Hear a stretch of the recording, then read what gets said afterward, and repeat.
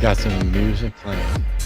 I guess that means we're live. Welcome to the Sunday show here on the line. I'm at Dillahunty. Join me, Jimmy Snow. How you doing? Excellent, especially now that there's obviously going to be peace in the land. Trump and Putin have solved all the world's wars and crisis. Like, who couldn't be just doing so good right now? I have not paid attention to today's news for a number of reasons. I'm going to assume that that was sarcasm and that, in fact, things are as bad or worse than they ever have been. I'm going to bet on worse, actually. It's worse, yeah. They had their summit at the Joint Base in Alaska. I guess that was yesterday, and it's basically been all Trump tried capitulating until it still wasn't enough for Putin, and it sounds like they basically just walked away with nothing except for Trump looking like his little toy boy. Yeah, I was driving back from my little pre-show excursion, which has been scrubbed, but I was listening to the news and somebody's like, oh, Putin got exactly what he was looking for, in the sense of he gets to do stuff and then get the legitimacy, even after murdering people, to sit down with the president of the United States. And I realized that once upon a time, I'm a tiny little despot, or I'm a dictator in a foreign country, or I am an illegitimate leader somewhere. Getting to sit down with the president of the United States was like instant credibility, and the world took notice. I think that, if anything, that should no longer be the case. Nobody should look at anybody sitting down with the orange monster as, oh, you're on the big stage now. No, you're on The Apprentice, and all of you are going to get fired, including him. Yeah, it's also just sad when you now contrast, like, I mean, how much of a butt kisser he was the whole time. I don't know. We're allowed. Did you know we can swear in the beginning of shows now, that YouTube changed the policy? I don't know why I said, but ask, as big of an ass kisser as he was, and then contrast that to how he treated Zelensky, whose country is actually in the more righteous position. It's a very sad commentary where we are now. Well, let me jump in now, because this is not one of the political shows on the line, but you're watching the line. Jimmy and I are here. There's a bunch of stuff going on. I'm going to try and get through a handful of announcements, but this is the Sunday show, and the primary purpose of the Sunday show is to engage with people who have either religious beliefs, supernatural beliefs, things like that, that they feel they can justify, because we're former believers who do not believe now. We don't believe because there's insufficient justification as far as we can tell, but it's possible we missed something. So either you can call in and tell us what you believe and why you think we should believe it, and then we can either agree with you and change our views and start believing it, or we can hopefully explain to you why we don't believe that, or why we don't find your case compelling, and then either you can rehabilitate your case or change your mind, because we're all, well, not all of us are former believers, but of Jimmy and I, we are, and we're not claiming there is no God, we're absolutely sure, and we can't be wrong. I mean, that's ridiculous. That's not at all. This is, we are former believers who don't believe now. We've been at this for quite a while. I've done this for 20 years, trying to get anyone, to present a good reason to believe. And all we keep hearing are bad reasons. Now, I get it. I had bad reasons too, and I thought they were good. And so when I just say, oh, all we hear are bad reasons, I get it. That doesn't mean anything to you. That doesn't register with you. We've been given over to a reprobate minds. We've been deceived by Satan. We have engaged in reason over faith, or whatever the thing is. I get it. I'm not doing I've been there, so I'm better than you. No, I could still be wrong. But the thing is, if you come in with one of the things that we've already identified as a bad reason, it makes it really easy. We're just going to say, oh yeah, I used to believe like that too. Here's why that's wrong. I don't think we're likely to hear anything new. I would love to, but I'm genuinely looking forward to people saying, hey, I don't understand why you guys don't accept my reason. I've watched the show, or maybe you haven't watched the show. I'm not a professional apologist. I don't know how to convince you guys. I don't even think you guys can be convinced, but can you at least tell me why you don't find this compelling? You know, what's your deal with why not just accept the Bhagavad Gita as true? For the same reason all you Christians do, because you don't even know what it is. In this case, it's because you don't have any compelling reason to. But we're doing this show on the Line Network, and there's a bunch of shows on the line. And I have a schedule up so that I can go through some of the announcement. But yesterday, for patrons over the $15 patron level, we had LineCon Online, which featured Owen and Aaron and me. And Jimmy running the whole thing from behind the scenes. But Owen Morgan gave a talk about essentially fascism and Nazis and their relationship to Christian nationalism. And Aaron gave a great talk on the importance of physics to kind of counter the people who are suggesting that physics is done, it's dead, it's theoretical physics, it's not doing anything, it's just, sciencey navel gazing. And I gave sort of a brief introduction to not really logical fallacy so much as the way to start thinking about logical fallacies. I'm going to be producing a series as part of those promotions for our patrons to get people involved and hopefully teach people and get that content out. And if you get to watch that, by all means, give your feedback so we know what to do next. Because what I did was no slides, no graphs, no charts, fairly straightforward, plain talk. Here's some thoughts about fallacies. Here's the key things to know. Don't get hung up on this. And here's the basics of logic and what we're really doing. We're making connections, and we're trying to justify an understanding of the world. And there are ways that are more reliable than others.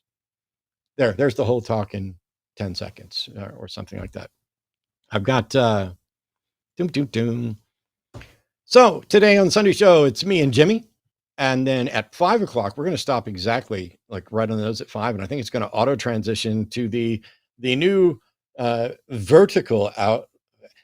What's up with all you TikTok-y vertical blah, blah, blahs? What are you doing at 5, Jimmy? So over on my channel, Jimmy Snow, I and Javon Bradley are doing our new show called Calling It Now. It is a call-in show that does do also politics and a little bit of a difference from what we do over here. Rather than an open question, we actually center the show around a statement. Today's statement is that MAGA and Christianity are destroying America. And if you want to call and challenge that statement or challenge our ability to defend that statement, you can do so. So that's happening over on Jimmy Snow, and that will be, I will probably have to leave a couple minutes early. By the way, LineCon Online, the feedback we have so far, excellent, and will only get better. Yeah, but I think the most important feedback is that it was just a bunch of white dudes doing this one. And so the next LineCon should feature none of us. Absolutely. I don't think it. Why in my mind am I thinking that Aaron actually isn't white? It might only be 2 white dudes. True. So yes, I was going with the shortcut of there were 3 dudes. Yeah, 3 dudes. Look, we send out the availability forms and we try to piece them together as good as possible. And this was the one that was as good as possible. Trust me, we will definitely have. Also, Chewed Gum is going to have their own dedicated patron events in the future too.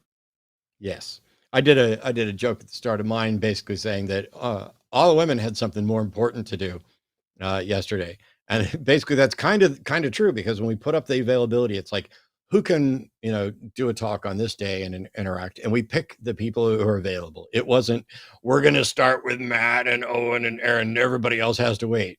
Trust me, as much as I love you guys and love the line and love doing the support stuff, I had something else I could have been doing yesterday, but I was like, nope, I will go do this because that's what needs to happen. Because I'm lazy enough most days that if work comes along and Jimmy's like, hey, we kind of need you to do something, I'm like, yeah, whatever. I mean, I'll do it.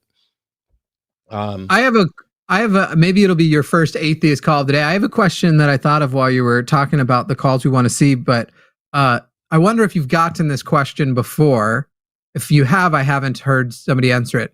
I want you to, what would have been the year that you, if this show existed, what did you look like the year you would have been most likely to call as a religious person? And what argument do you think that Matt Dillahunty would have used? I would have never called as a religious person. Wouldn't have?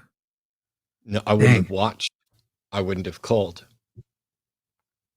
And I think that there's a couple of reasons for that. Number one is that I can't say this is true for everybody because I don't want to kind of generalize. But there were somewhere in the back of my mind, even as a believer, it was, is this a good reason? There was a slight lack of confidence. It's like something didn't quite line up, and yet I still completely convinced that it was true and good, and I was, worshiping, I'm going to church and everything else. There is no point in my life as a believer where I would have been confident enough in my understanding to call into a show like this. By the time I got to the point where I feel like I could have participated in this show, I was already on this side of the show. Yeah. It's funny. I didn't actually see Hitchens until after becoming an atheist, and after I probably had seen it, but didn't take note of him. But I do remember being a young Mormon, seeing like Richard Dawkins on Bill Maher, two people I would also have no interest now in calling into a show and talking to. Correct. But seeing them together, or seeing any various atheists on a program that would pop up every now and then because it used to be controversial, and thinking in this one specific episode of Bill Maher and Richard Dawkins that I could own the both of them. If I was just there, I'd be able to handle both of them. And I'm like a 18, 19-year-old Mormon. And then when it came to, I'm trying to remember Richard Dawkins also did a thing with, it might have been this thing with Mehdi Hassan, or it might have been one of his Q&A appearances, where it was the same thing. And I was like, you know what? I would be able to so powerfully answer some of these questions that they think aren't answerable. But when I then tell them, like, if you just become a Mormon essentially and try it, you'll see that it's true. I'll be able to say it with such testimony, with such fervor and power, that they'll be like struck with it, and the Spirit, the Holy Ghost will testify behind me and tell them that I'm right. Like, that was the level of unearned confidence I had as a young Mormon. Yeah, when I was a Christian, it wasn't my job to convince people. It was my job to be the best representative of Christ I could be, so that the Holy Spirit could convict them. And that was up to God whether or not they got saved. It was not my concern. So anyway, that's happening at 5 Central. And then at 7 Central is the Sunday show After Dark. And I'm told that John Gleason is hosting, and that some bald goatee dipshit named Matt is going to fill in only because Erica didn't have availability that we thought. Unfortunately, some of you may be seeing me twice today. So aren't you lucky? We're doubling. We're both doubling today. Yeah, we are working our tushies off. Monday is Skeptalk. That's at 6 p.m. Central. Tomorrow's Dr. Aaron Adair with John Gleason. So John's doing back-to-back shows too. What's up? And it gets even better because Tuesday is Erica and Alyssa doing Chewed Gum at 6 p.m. And then on Wednesday, it's Alyssa and me doing the hang up for the first. Alyssa and I have never done a show together. We did get to hang out when she was in Austin last time, and I think she's just awesome. And so this Wednesday's hang up is definitely going to be a little bit different because getting Alyssa involved, not only is it change which sorts of topics I'm likely to be hung up on or address, because I want to do whatever it is that, features the guest in some capacity so that we can learn from each other and hopefully learn from the audience and maybe teach something on occasion. So looking forward to that. And then Thursday's Transatlantic Call-In Show, which airs at 2 p.m. Central. So it's an afternoon show, has Josie Caballero and Dr. Ben. That's Thursday's TACIS. And then there's a HOSTility this coming Friday with John and Jasper at 6 p.m. So that's the schedule all the way through to next weekend, unless Jimmy has a Cus I Wanna or a HOSTility or some other special show that's not on my schedule. We'll have more verticals along the way, but we don't have them scheduled yet. we kind of do them more last minute because we like them to be a little more topical. So we see, hey, who wants to talk about such and such? Yeah. But should be a good time anyway. You ready to jump into some calls? I certainly am. Sweet. I'm ready to believe people. Calling from Washington, is it Payman? Payman. Is Payman. Sorry? Payman? Payman. Yeah. Payman's an atheist. He says he believes there's a possibility that there's a spirit world because videos you've seen have evidence. Well, I just kind of wanted to get your take on it. It's not really like evidence where I know how your standard is, but just to get you guys' takes on it. But first, I'd like to preface that I've been watching you, Matt Dillahunty, for 15 years, all the way back to the Atheist Experience with Tracy Harris. So I'm very, very big fan of this show. But anyway, what it is I grew up in New York in the 70s, and as a kid, I wasn't much of a religious person. My sister became a Mormon, which my dad hated from the start. But anyway, it was one of those recreation. I never went to church or anything, but I grew up, and at some point, like when I joined the Navy in '82, I kind of thought to myself, I really don't believe it because there's so many different religions that I just discount all of them until one of them comes through. So I became an atheist, maybe the first year of the Navy. After that, fast forward to the pandemic. Now, I was an Uber driver, and money was good back then because nobody was on the road, and I was making great tips and all that stuff. But I said, what the hell, let me take the time off for the pandemic money. It was a little bit less than I was making, but a little bit of vacation, I guess. And yeah. If you've been watching as long as you say, and thank you, you should know that I already don't do well with the laudits, but also if you're calling in to talk about the possibility of the spirit world, I kind of doubt that your history from '82 in the Navy until Uber driving during the pandemic is relevant to that. Okay, so I'll just jump to the show. Sweet. That'd be so great. We've all seen those. Well, I'll try. We've all seen those ghost adventure shows, and they never really produced anything, right? Maybe a sound, an audible sound at best. But here comes a show. I'm off, not working. It's called Paranormal 911. And I say to myself, oh, here we go again. One of those stupid shows. It didn't turn out to be as bad as the other ones because they had actual video evidence from different events. But two of them stuck out the best for me. It was police officers involved with cameras. There was one where there was a bar closing, I think it was around 2 a.m., and the guy noticed the bottles in his bar shaking and a dark shadow moving around. So he called the cops. Cops showed up. Cop told the guy, he said, wait outside, let me go inside. He went inside. He saw the same thing as the manager did. He said, wait a minute, stay out here. I'm going to go to my car, patrol car, and get my camera out. He went out and got it and brought it inside, videotaped everything. The bottles were moving and the dark shadow was moving from left to right. Okay, hang on. I have to interrupt because I already knew this, but it took me 10 seconds to verify. Paranormal 911 takes real stories and dramatizes them and makes the footage. No footage on Paranormal 911 is actually live, raw, caught on camera material. It's all dramatized footage. So you have literally been duped by reality TV and videos you find compelling that aren't real videos. Well, you're right that they do dramatize it, but they actually showed the video evidence when the cop came out and showed it to the video evidence is part of the dramatization. I've already looked it up. No, none of the footage in Paranormal 911 is live or raw, caught on camera material. It was straight from the camera of the show showing. Like Blair Witch program is. They stage it for Paranormal 911. They make it look like, oh, hey, here is what that looks like. The whole thing is dramatized.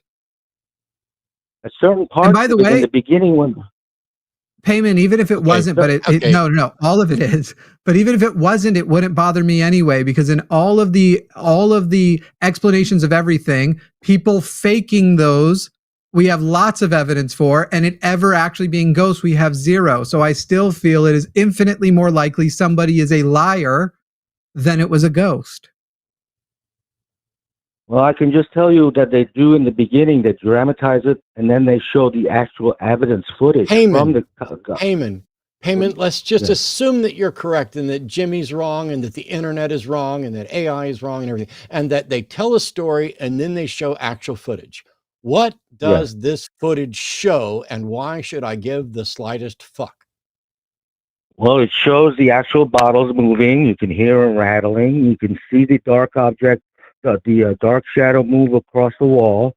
And what is it? Past the register, because the lights are reflecting. What do you mean? What is it?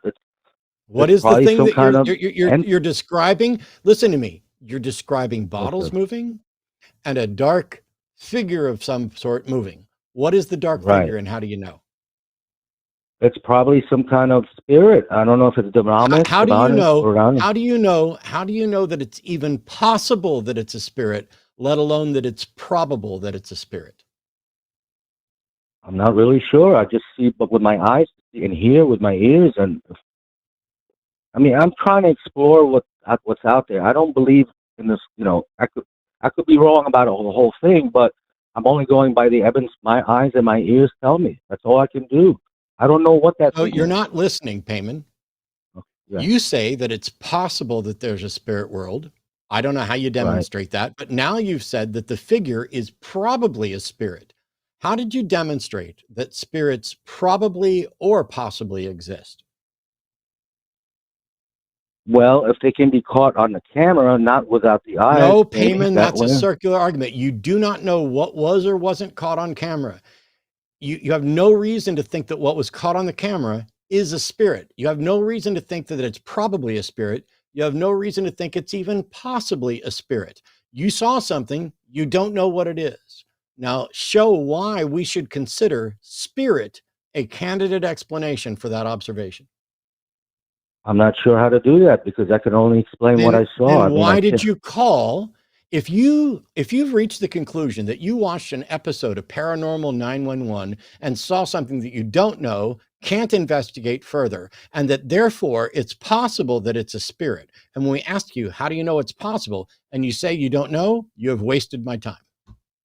Well, that's one of the things I wanted to bring up is that I don't know why they didn't push it forward with all that evidence. It just kind of went out of the way. Payman, I'll extreme why they didn't push it forward. Payman, and I'm just going to ask you a question, and hopefully this answers it for you. And if it doesn't, I don't know what to do. You have a phone, right? With a camera on it? Yes. Mm-hmm. If you wanted to right now, could you, by the end of the day, have filmed a video that appears like in the video something has moved and yet nothing was around to move it, whether it is cleverly concealed fishing line or even string that actually is made to not be visible, not just to cameras, but to the naked eye? Could you, if you wanted to today, make a video that just looking at the video, no one would be able to know whether or not a real person or an actual ghost moved something if you put your mind to it? Well, that stuff doesn't happen to me. No. This is a yes or no question. If you wanted to, could you make a video that at the end of the day, no one would know for certain that you had set it up versus a ghost moved a jug or made it fall off of something or a chair wiggled or bottles rattled or whatever? If you put your mind to it, could you make that video? And if you didn't tell anybody, no one could actually prove it wasn't a ghost. Could you do that?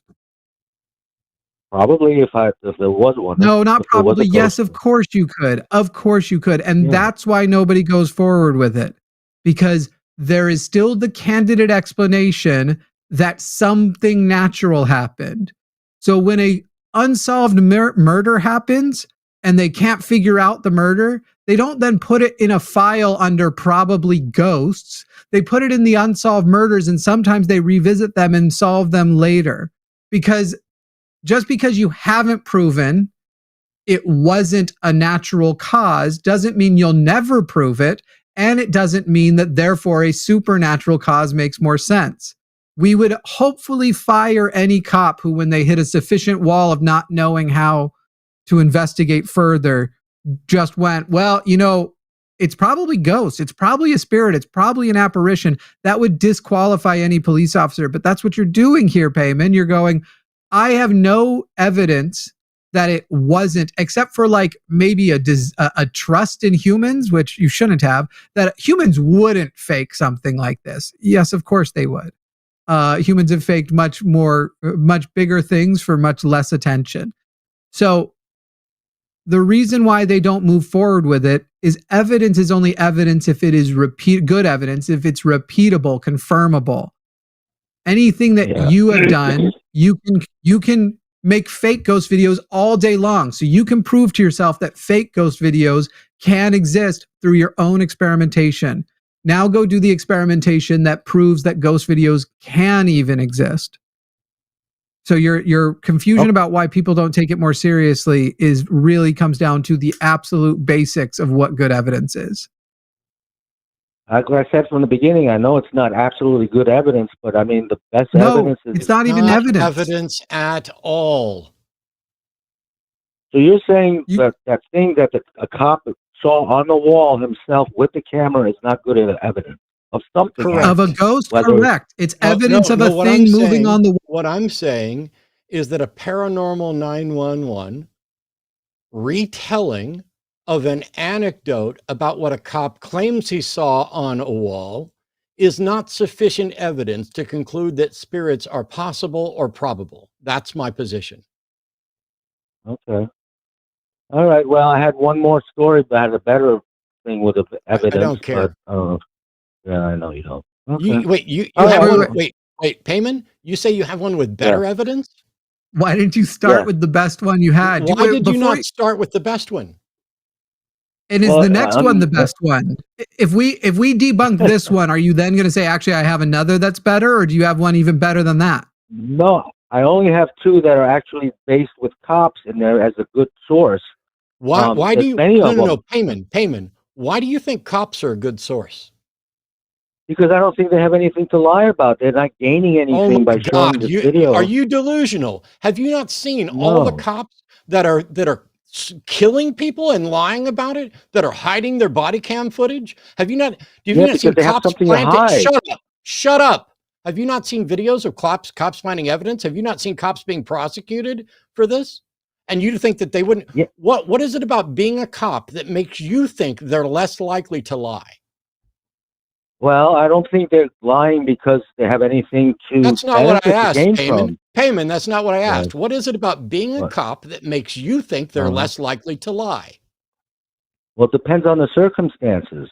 No, Payman, for the last time, Payman, what is it about being a cop that makes you think they are less likely to lie?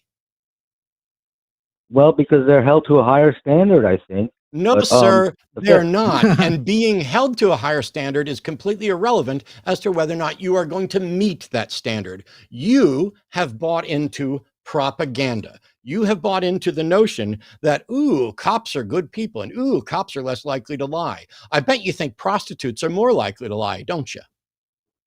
No. No, that's a lie. I think if a cop is doing something, that's a lie. That is a lie. And the way I know it's a lie, and I'll prove it. The way I know it's a lie, and I'll prove it's a lie, is that when you say that cops are less likely to lie, who are they less likely to lie than? Than everybody else, including prostitutes, right? So you do think prostitutes are less likely to be telling the truth than cops, you liar. Yes. Why not? You know what's interesting about this, Payman, though? Let's say you were right. Let's grant it to you. Let's say that cops never lie. They can't. They're physically incapable. I never said that. No, but let's grant it. Payman, shut up and listen. Jimmy's saying, let's pretend that cops never lie. Yes, okay. Let's go. I'm going to grant you yours and then more. I'm going to give you the full. They're perfect, not liars. Them being perfect, not liars, and reporting that they saw something unexplainable and that they believe it was a ghost. Would that mean that it actually was a ghost? Not necessarily. Correct. Because guess what? most police officers, just as most Americans, are religious, and most religious people, they might use different words, but believe in some sort of spirit world existing among us, demons, ghosts, and all of the like. So even if you were able to get them to pass a polygraph that actually worked, that said every single one of them witnessed that, and they do believe it was a ghost, and that is why, you are asking people, it's like asking a young earth creationist whether or not they believe these pterodactyl bones are millions of years old or thousands of years old. They won't lie when they tell you it's thousands of years old, but that won't make it correct because their understanding is flawed. Or would you like to point us to which week in the academy do the cops become experts on evaluating whether a claim is a natural, occurred naturally or supernaturally? Well, I'm sure there's a point or time in their training where they're trained on to how to observe things on a call. Not how to evaluate whether or not something is natural or supernatural. Even if you granted that they were telling the truth, they are not experts in evaluating much of anything because that's not what they're hired to do. You shouldn't expect them to have an evaluation expertise in anything. I mean, there's plenty of videos to show they tend to not even know the laws they're enforcing. They are there to do basically to follow orders and to arrest people and get more revenue from the state from poor people instead of rich people. I mean, there's a lot of things there, but we aren't going to get political. That's not what they are there to do. Why would you trust their opinion on evaluating whether something was natural or supernatural when you've already admitted if you wanted to make compelling ghost footage that no one could say isn't a ghost? I'll go so far as to say with enough lead time, you could make up something that you could fool a police officer. Matt and I both, Matt more recently than I, and I think still is, but Matt and I both have been magicians in our history. Matt is a magician. I've done magic in the past too.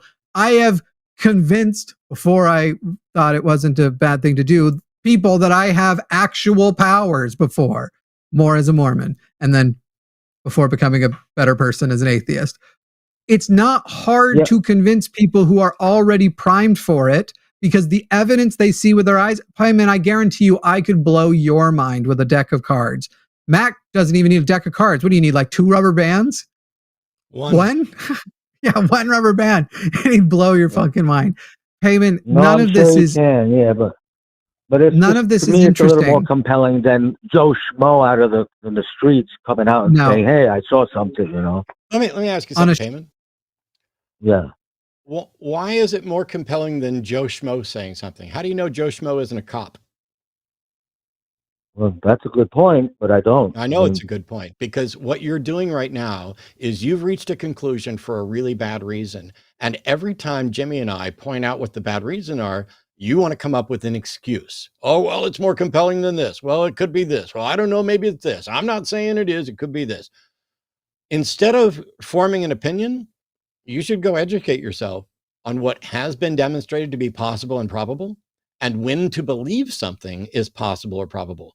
Because as it stands right now, I'm completely unaware of any way to demonstrate that the spirit world possibly exists, let alone probably exists. And yet I'm familiar with liars, programs that sensationalize stories, people who fake footage, people who are mistaken and think something is supernatural when it has a perfectly natural explanation, and loads of things for which the right answer is, I don't know what the hell that was. And yet you have decided that despite all of those, it's possible and probable that this clip from Paranormal 911 showed a spirit.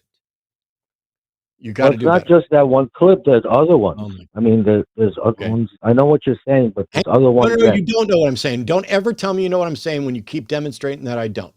Do the other clips, are they from the same event? No. No. So how does another clip in any way demonstrate that this clip was probably a spirit? It doesn't. It doesn't. So why is it when you say, shut up, why is it when you say it's not only that clip, it's other clips? If those other clips don't do anything to show that this one is likely a spirit, why would you ever say that it's not just this clip, it's the other ones? How are the other ones relevant? They're not. They're totally different stories about And why did you cryptoids, fucking bring it up as if that's a justification for believing it? No, it's a justification that there's something going on, not that No, it's related. it's fucking not, which is just what I asked. I'm completely done, Payman. All This right, is well, I was incredibly gonna say that frustrating. This is incredibly frustrating that we keep leading you to water and you refuse to fucking even look at the water. No, I am. I'm Shut considering up. everything you're saying. Listen. If clip number 1 is insufficient to establish possible or probable spirits, and clip number 2 doesn't do anything to confirm number 1, and clip number 2 doesn't confirm possible or probable spirits, why would you ever mention clip number 2? And if clip number 2 is better, why didn't you mention it first? Here's your chance. Because tell us, okay. Don't say anything. What is clip number 2 that you keep desperately wanting to get to? What is it? Okay, it has nothing to do with spirits. It's about some kind of animal that's large and humanoid. Okay, I'm going to mute you. I've had a shit week. I had to cancel my Wednesday show. I have had an absolute shit day.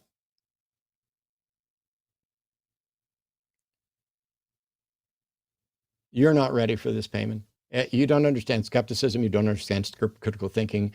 And while I would love to be able to teach you, every question we ask that gets you closer to understanding good evidence justifications fails. Clip number 2 is, you might as well tell me it's a chupacabra. It has nothing to do with it. Oh, you called in to say you believe there's a spirit world because of a bar clip on Paranormal 911. And when I ask you the second clip, which has nothing to do with it, it's not about spirits, it's about some creature. Go call Art Bell if he's still around. I don't know. I haven't listened in years. I can't be of help to you. Like Jimmy might be. We have completely exhausted my patience. I want to cry right now, Payman, because absolutely everything we say that should get you to go, oh, wait, yeah, I don't know. Oh, wait, yeah, that isn't sufficient reason to think that this is even possible. How did I even conclude this is possible? Wait, here's another thing I heard about that isn't relevant at all, but I'm going to try and tie it to it. I can't be, I'm very sorry, Payman. I can't help you. I hope that Jimmy can or somebody can, but I'm done. Well, can I you don't at have least more hear the questions. second one?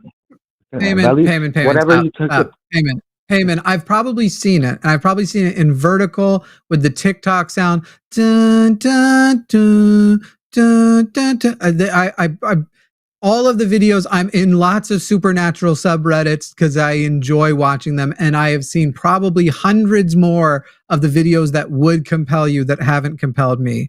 Payment, all I can say is I don't know how old are you, Payment? Tell you Payment, 61. how old are you? 6 mini strokes. 61? 61 with 6 mini strokes, yes. Okay. Then I don't, first of all, I don't know. It seems like you're introducing the concept of the mini strokes because you want us to give you some sort of leeway. I'm sorry you had those. It's not relevant. I just want to tell you the last story. That's all, the last clip. Got it. So the mini strokes. I've been waiting 15 years to call in. I just want to tell you one last clip. Payman.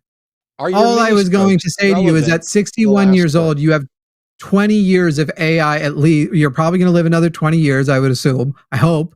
And right now, with the AI generated video, if you don't get a better wall up of I'm not going to believe something just because I saw it on video until I have good, sufficient evidence, you are going to fall for so many Nigerian prince level scams that I'm like genuinely afraid for you. What did your mini strokes have to do with the second story? Nothing. I just brought it up. Why did you bring it up? Why did you bring it up? This is the point Jimmy was trying to get to. You brought up something that seemed to be irrelevant. Shut up and listen. I don't know why this is so difficult for you. We tried to get you to the story. And what you said was, I'm 60 with this many mini strokes. And all I want to do is get to the story. One.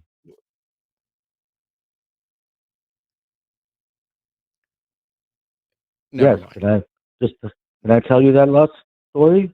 Clip? No. rather? This is not. Why do you think this is a show for you to call in and tell stories? No, the clip. I mean, I'm the wrong word. You can email and I'll see if I want to have you back. But no, right now it seems like you've avoided actually engaging by the actual, I mean, there's not rules, but I don't have a better word for it. You've talked over, you've ignored stuff, you brought in irrelevant things. So contact@qanaline.com and I'll let you know if you should call back with it, if you really need to get that story out. But no. Goodbye, Payman. Yeah, it's a parade of non sequiturs. And I've genuinely tried, but I can't. There's nothing else to say. I have a lot of, never would I go and sit there and be like, that's not true. You're making it up for pity's sake or whatever else. But I will say, when a person apropos of nothing brings up that they have had many strokes, it seems to me like it's like you're wanting to change. And now for us to treat you like, when evaluating a claim, we're also not going to start the shows with a quiz on to see if we can evaluate what a person's like, what range their IQ is in, and then be like, oh, I'm sorry, you fell in what we think is under 95. So actually, it's okay. You go ahead and believe in ghosts, and you go ahead and believe in religious people. Yeah. Things rather. Your intellectual capability will not change whether or not we think it's okay for you to believe something is true or not on a broader level. I'm not going to try and talk a schizophrenic out of schizophrenia because that doesn't work. But we're not going to take it on as like, therefore, this is reasonable. The voices you hear are real. The people you see are real. That's fine. Keep going off and doing that. It's not how it works. This is so I get heat for this on occasion. I despise when calls start with, "Hey Matt, big fan. I've been watching you for so many years," and blah blah blah blah. I fucking hate that. Please stop doing it. It's not good for the show. It doesn't do me any good. And inevitably, it tends to put the person in one of a couple of different categories. And one of them is somebody who's getting ready to spout some bullshit and they think I'm going to go easier on them if they start by telling me what a fucking fan they are. I'm not. I may in fact go harder because it's embarrassing to have people who claim to be fans of mine running around being dumb as a fucking fence post on basic things about paranormal 911 and whether or not there's good reason to believe there's a thing. But also, if you did the, "Hey, I'm a big fan and I've had triple bypass just like you," yeah, I'm sorry. All I want to know is, what's the reason for thinking that this is supernatural, a spirit, that it's even possible? That's it. If you don't have a reason, cool. I don't know why you called, but we can move on. The time to believe something is after it's been warranted by evidence. That's it. It's not time to, I'm not saying it's true. I'm saying it's possible. No, you're saying that it is true, that it is possible. Prove that. Prove that it's even possible. Well, I don't know how to do that. Then you have no justification for believing it. If you don't know how to demonstrate that X is possible, what possible justification could you have for believing X is true? To the individual in chat named Clear, and then there was another individual in chat named Fireman in the Revolution. If you will call in, I will move you to the head of the list so you won't have to wait long. If either of you, Fireman in the Revolution, just let the screener know that's who I was in chat. And we will make sure that you, obviously, if we're actively on a call, we won't end it for you, but we will pop you up the queue based on calling in. I will happily take calmly whatever you need. Both of your claims we would be happy to discuss. But I will tell you in advance you're incorrect. I will go a step further, which is anybody who wants to call and say, "I don't want to talk to Matt, he's an asshole," Jimmy can mute me and I'll be fine with that. I'll play a game of chess while Jimmy educates you, and then I'll come back and do something else. Now, what do we do if they call in and they like, "You guys are both assholes. I don't want to talk to either of you"? I don't know what to at that point. Morgan, you there? Yeah. Okay, I was say we'll let the screener or Morgan do it. All right, let's see. Are you interested in the one on line 4 there? 11-4? Take all of them. Anyone. I'm fine. I'm mostly asking you about that one because I don't remember who that person is, so I don't know if this is a Papa Fascist fan. Just take it. We've got 3 atheists on the line, no theists. Chris in Georgia, you are on the line with Matt and Jimmy. Hey, how are you guys? Peachy. Exhausted. Yeah. Awesome. Well, I'm sorry to hear that. Hopefully your days get better. I did have a question for Matt, but if there's any relevant point, I'd be also very happy to hear from Jenny as well. But I know this is old news for you. I might but, offer an I'm irrelevant pretty... point. So, Okay, that's who fine, knows too. what'll happen. All right, go ahead, Chris. I know this is very old news for Matt, but I'm pretty new to this, and that was my first time watching the Braxton Hunter debate with Matt. And I just had a question. Braxton was talking about why he thinks there had to be a creator, before the Big Bang and everything, a first mover.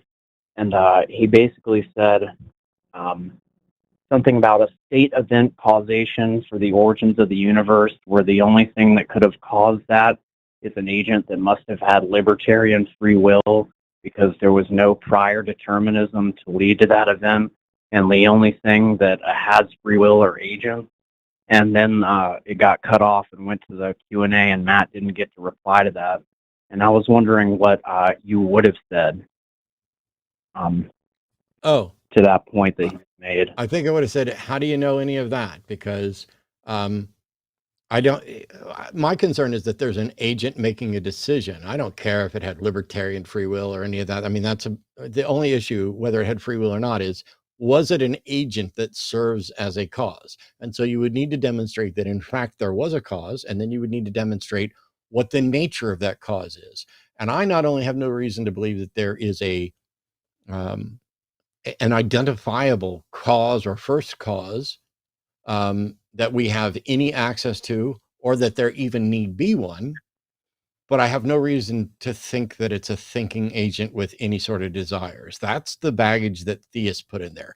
There had to be something that started it off, and the only thing that makes sense is that something wanted to start it off. Well, that's like saying that when the tree in my backyard burned down, something wanted it to burn down, when in fact it was struck by lightning. You can apply agency to all kinds of things, but that gets us nowhere. You have to actually justify that the correct or most probable explanation is an agent. Okay. Yeah, thank you very much. I was dying to know what your answer would have been, and in that debate, you just didn't have the chance to respond. That's what I'm going to say today, because I honestly, I do remember the name, and I do remember that Braxton and I did a debate. I'm not sure, was that one that was is he a bald guy that we did one on the resurrection, and at the end of it, the guy running the event came up to kind of like do an extra debunk on everything I said?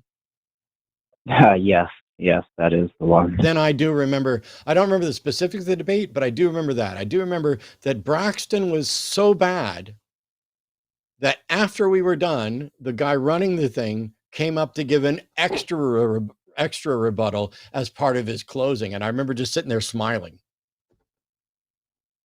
Yeah. I thought that was pretty funny as well. I did have one more sort of brief question. That's weird. Why wouldn't you just book yourself as the debater at that point? It's like the last call. Like I have another example, and it's a better one. It's like, why didn't you lead with the best one you had? Why didn't you lead with your best debater? If you have the guy, he's there to run the event, and he's apparently good to go on stage. Why not just put that guy up? Yeah, well, that's a good point. I mean, there's event organizers, and they bring in people. I mean, don't get me wrong, Braxton, from what I remember, Braxton's a sharp guy.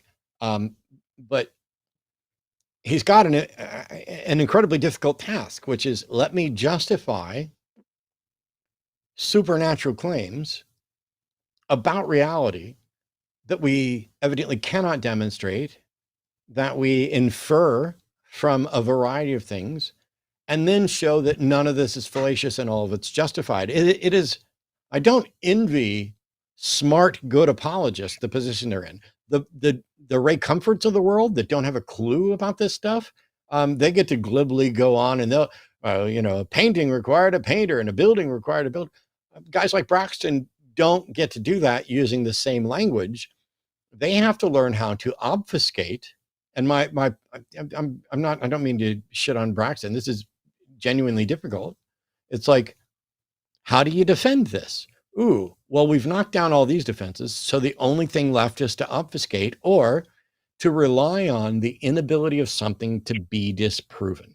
If I make a claim that's unfalsifiable, I can't lose. The problem is, if you're in a debate with me and you make a claim that's unfalsifiable, you just lost, because all I have to do is point out that it's unfalsifiable. And therefore, not only can I not demonstrate it's false, but nobody can have reason to think that it's true.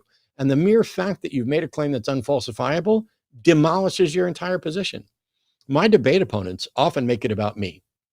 Oh, I'm debating Dillahunty. There's some dipshit that wrote an entire book. Have you got the book, Jimmy? The book? No. Okay. There's a book that was sent to the P.O. box called Debating Dillahunty, and it's about transgenderism. And this, anyway. I haven't been to that guy who sent the big thing. I still haven't gone and gotten it. Yeah. It's still So, there. One of the things is they make it about me instead of the subject. And the second they do that, they lose, because they want to pretend like they're showing up to say God is real, and I'm showing up to say God isn't real. And what's actually happening is they're showing up to say, I have good reason to believe that there's a God. And I'm showing up to say, no, you don't. Whether or not there's a God is irrelevant to these. I'm just saying you don't have a good reason. And the second you make a claim that's unfalsifiable, and I make that point, your debate's over. Yeah. Well, thank you very much for your response. I did have one more question that I can try and make very brief, but I understand if y'all are cut for time and need to get to another caller. If it's very brief. Okay. I had a question about possibility and impossibility. I'm new to learning logic right now, and I'm having some conflicting information on the black swan fallacy and possibility and impossibility. So how can we ever say something's impossible if we have something like the black swan fallacy, where we can say, well, just because that hasn't happened yet or we haven't seen that yet doesn't mean it's impossible or whatever. So whenever Mike Latona... Is it impossible for there to be a married bachelor or a square circle? I believe so. I think so. No, I don't just believe so. I'm supremely confident that those are logical impossibilities. There's a separate category of impossibility about whether or not something is impossible in the world in which we inhabit. And so that is an epistemic possibility. And we may never be able to show that X is impossible, but we can show that X is not possible given what we know about reality. Given what we know and understand about how reality works, it is not possible for me to be both here in this chair doing the show and at the same time sneaking up behind you where you are. We can't rule out multiversal, time portally, clonely, blah, blah, blah, blah. But what we can say is within this framework, that's impossible. And this is why I keep pointing out that it's not just possibility that needs to be demonstrated. It is impossibility as well. If you claim X is impossible, you've adopted a burden of proof to show that it is in fact impossible. And this is why generally I don't talk about things being impossible. I ask about what's the justification for thinking they're possible. And part of it is, I don't intentionally seek out to play a word game, but I do this. I've done this for ages. If I say, like earlier with Payman, and it was, how do you know it's possible that this is a spirit? Sometimes people will say, well, can you show it's impossible? And then I get to say, no, I didn't say it was impossible. You're saying it's possible. You've made a claim. You need to justify it. Well, you must be suggesting it's impossible. No, I have no idea if it's possible or not. You've made a claim. You have to justify it. Well, can you prove it's impossible? No, I get to go down that route. It's about teaching someone the basics of, hey, you made a claim. That's what you have to prove. Now, if Payman had said, oh, that's impossible, and we've had this from atheists, they'll call in and they'll be like, oh, that's impossible. And I go after him. How did you demonstrate that? The only things I know with confidence about possible and impossible are things which have been demonstrated to be possible by occurring, and things that seem consistent with the facts of the universe that have not yet been shown to be impossible. So something like, I don't know if it's possible for any given individual to become pregnant, but I know enough about the process of becoming pregnant that I can start to make certain categorizations about where our default tendency should be on the possibility impossibility spectrum. And that generally, if someone has a womb and functional ovaries and is producing eggs, and those eggs come in contact with a sperm, pregnancy is possible. But it also might be the case that even under that circumstance, that individual can never become pregnant because even a fertilized egg isn't going to implant. I don't know. But we tend to use colloquialisms of, oh, it's, how did you know? You went and had sex with your girlfriend. You didn't know it was possible for her to get pregnant? We look at that and we call it possible because we're talking in general terms. It may be impossible for that person in actuality to ever become pregnant, but we speak in generalizations. And this is a part of what I talked about yesterday in the fallacy thing is we use shorthands that lead to equivocation fallacies that ultimately lead to irrational conclusions. Sorry that was so long, but that's a possibility. Yeah, Chris, I think you're being maybe seduced by a type of philosophical pedantry that exists where people will, it's basically just bordering on solipsism. As I've clarified on this show before, I think Matt was present for one and I think shared the sentiment. If I say I know, I'm really, I know is also a level of I believe with the highest confidence I can actually justify. But because solipsism is unsolved, you can't actually say you know anything. So Yep. Impossible is similar. Square, can there be a square circle? Well, is there some world where outside we are in a simulation and those people can make square circles? Though, arguably, if we are in a simulation and it follows models of what we would do in our own world, we weren't actually coded by an organism, but by an AI. Anyway, what a matter. Do they have access to square circles or circle squares or whichever way you like? We can't say. It's not a level of meaningful. It's basically like it's a rather narcissistic, I think, exercise that a lot of people do to divert from the actual topic at hand, which is to say, you're questioning whether or not my belief about this kind of crazy thing is true. And my response is, if I should consider if my individual belief is true, the equivalent would be everyone should consider if the universe even exists and if we're even in it.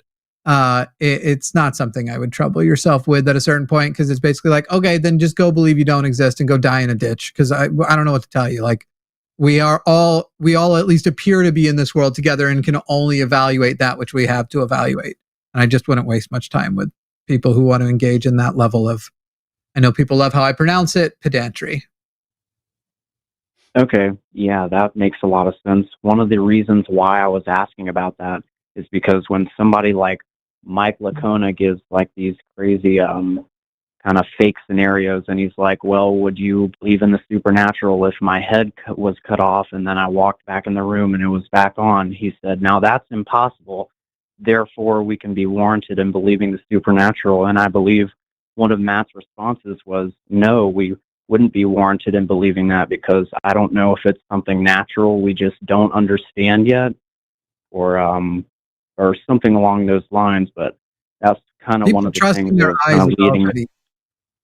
Do we have a fallacy name for that yet? I saw it with my own eyes, argument from eyes, because it's really dumb. It's a really dumb thing to go, again, in a world where, you know, Chris Angel exists, though I understand most of his stuff can only be done on camera, not in person. At least the stuff you see on TV, his stage stuff can be done on stage. But anyway, in a world where people like that exist, why would your first thought be, I'm interacting with ghosts, and not I'm being duped? I'm being duped is way more justified. Anyway. But thank you, Chris. Okay. We'll let you go with that. Thanks. Yeah, thank you very much. It reminds me.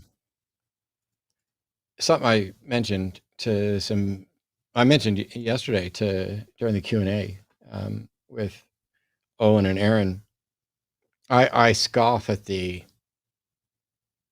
simulation hypotheses.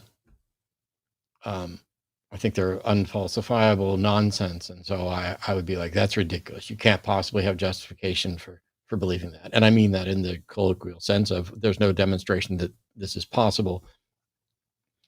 But every day I wake up in a world where it feels like whoever's in charge of the simulation is going, oh, Matt doesn't think this is a simulation. Let's turn up the absurdometer a little higher and see at what point it triggers Matt into saying, okay, this can't be reality. It feels like that regularly. And it's a terrifying thing to admit. I don't actually go down that road, but I'm like, wow, now I at least understand how some people could be like, oh, hang on. How is it the case that, I'm honestly surprised that people are more compelled by that than I would find that hell exists and we've gone to it more compelling.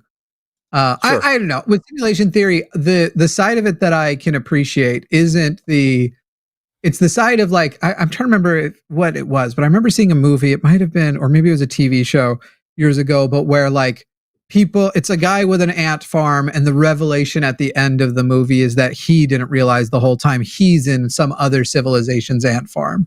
And it was like through having an ant farm, he even like thinks to consider that could be possible. And I want to say that the organism that he was in the ant farm was actually resembled giant ants. I kind of think it was a Goosebumps maybe from years past.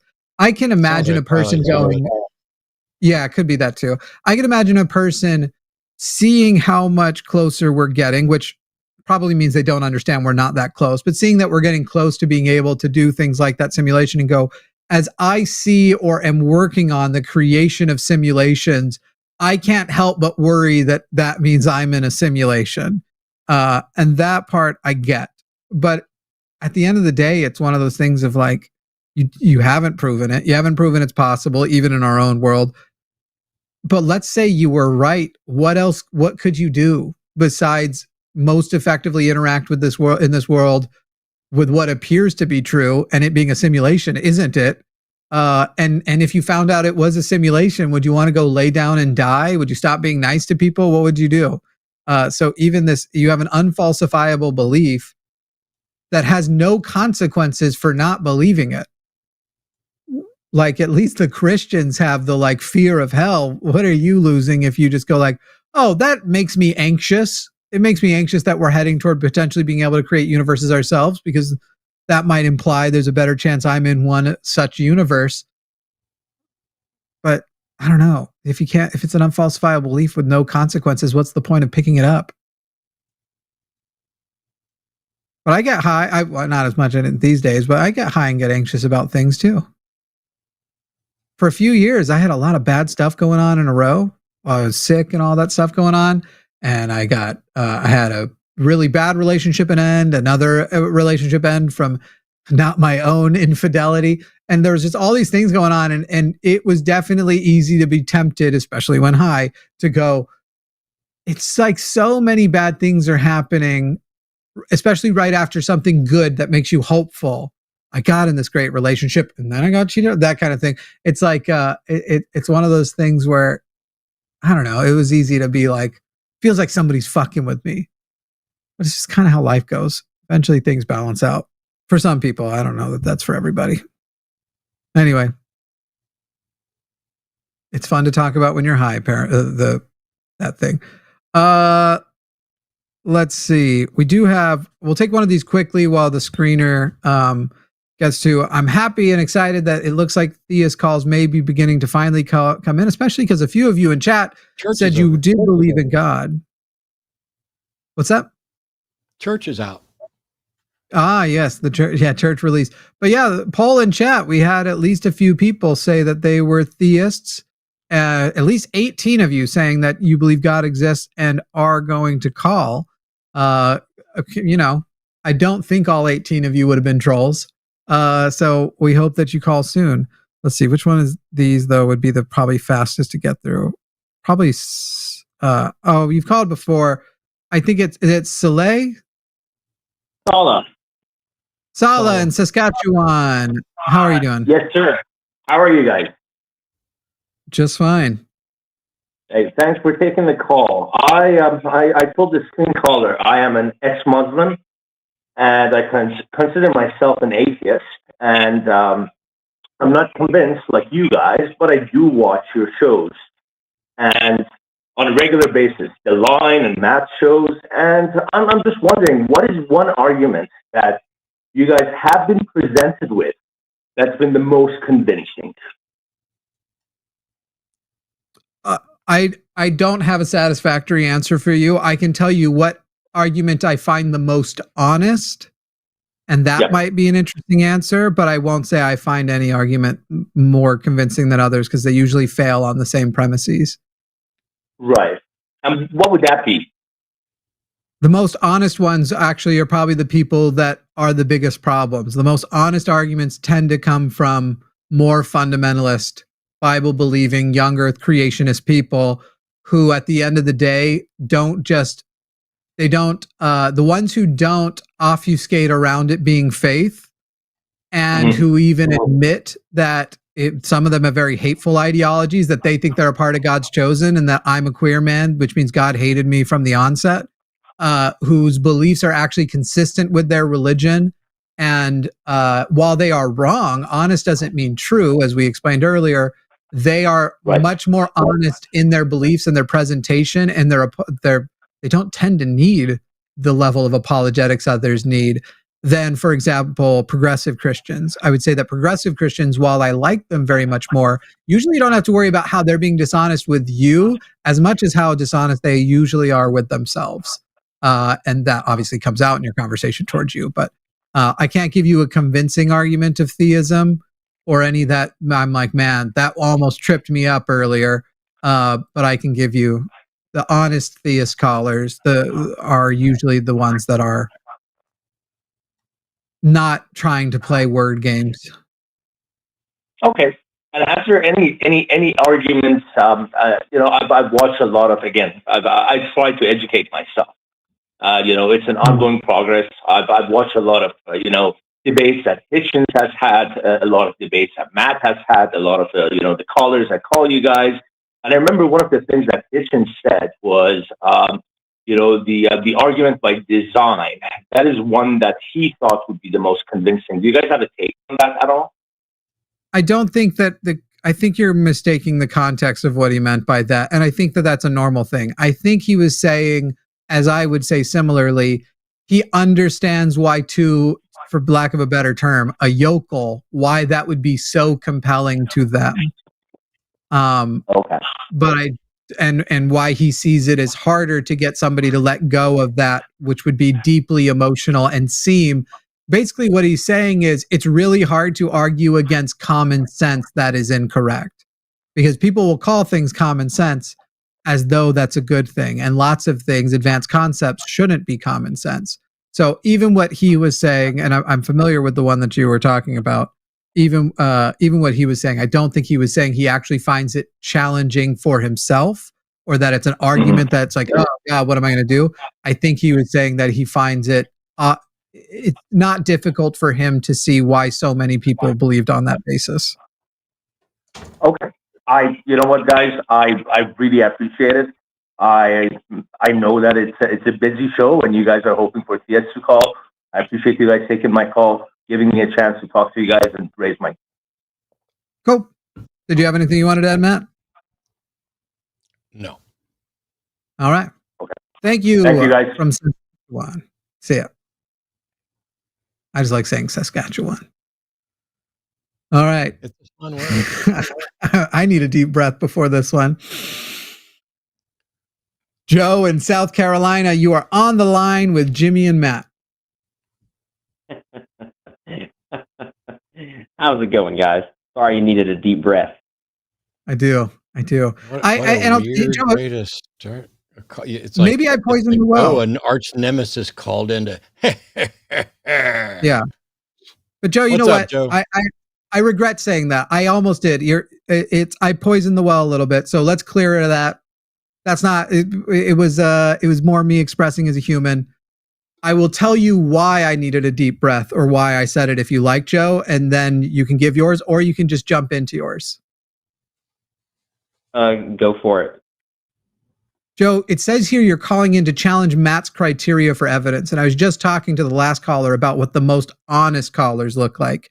And it seems to me interesting that the people who call in with, if their answer is correct, the biggest answer to the biggest question in the world needs us to skew our methods of the ways we currently accept evidence, that we need to change that whole process to be able to accept. Now, listen, what I'm saying does not disqualify it as still being possible, but it seems very interesting to me that when it comes to medicine, when it comes to is the oven hot, when it comes to things big and small, that we, I think all, I hope all accept as true, that they use a certain standard of evidence. And then when we get to this biggest question of the thing that should have the biggest footprint, and B, I feel, based on what I've been told, the easiest to prove, the problem isn't that it can't meet that burden. The problem is the fact how we evaluate that burden of proof in the first place.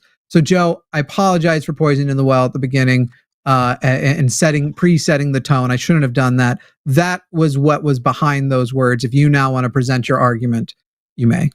Okay, no, I was laughing because I saw the humor and I assumed there might be a different note beside my name or something because I've called in a few times. But no, so yeah, no, my contention is just that I think that you guys, yeah, that you have a different standard of evidence for what could qualify to support the view of God than you would have for anything else.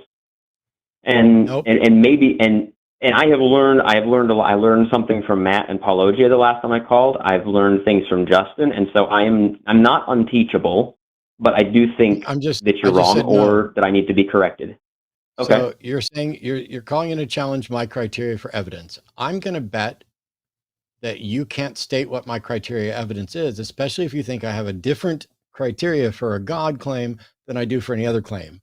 I have the same standard of evidence for every claim that is about an empirical fact, something that is in fact true. There's a different thing when you start talking about, if you tell me you're left-handed, I have no way of verifying whether you're really left-handed or not. Even if I throw a ball at you and you catch it with your left hand, you could be ambidextrous, you could have trained for that, who knows? And it doesn't matter because if you tell me you're left-handed, I'm going to treat you and act as if you're left-handed. And so that sort of claim is, my acceptance of it is commensurate with the available evidence, which is that I'm aware people are left-handed. I evaluate whether or not you're likely to be telling the truth, et cetera.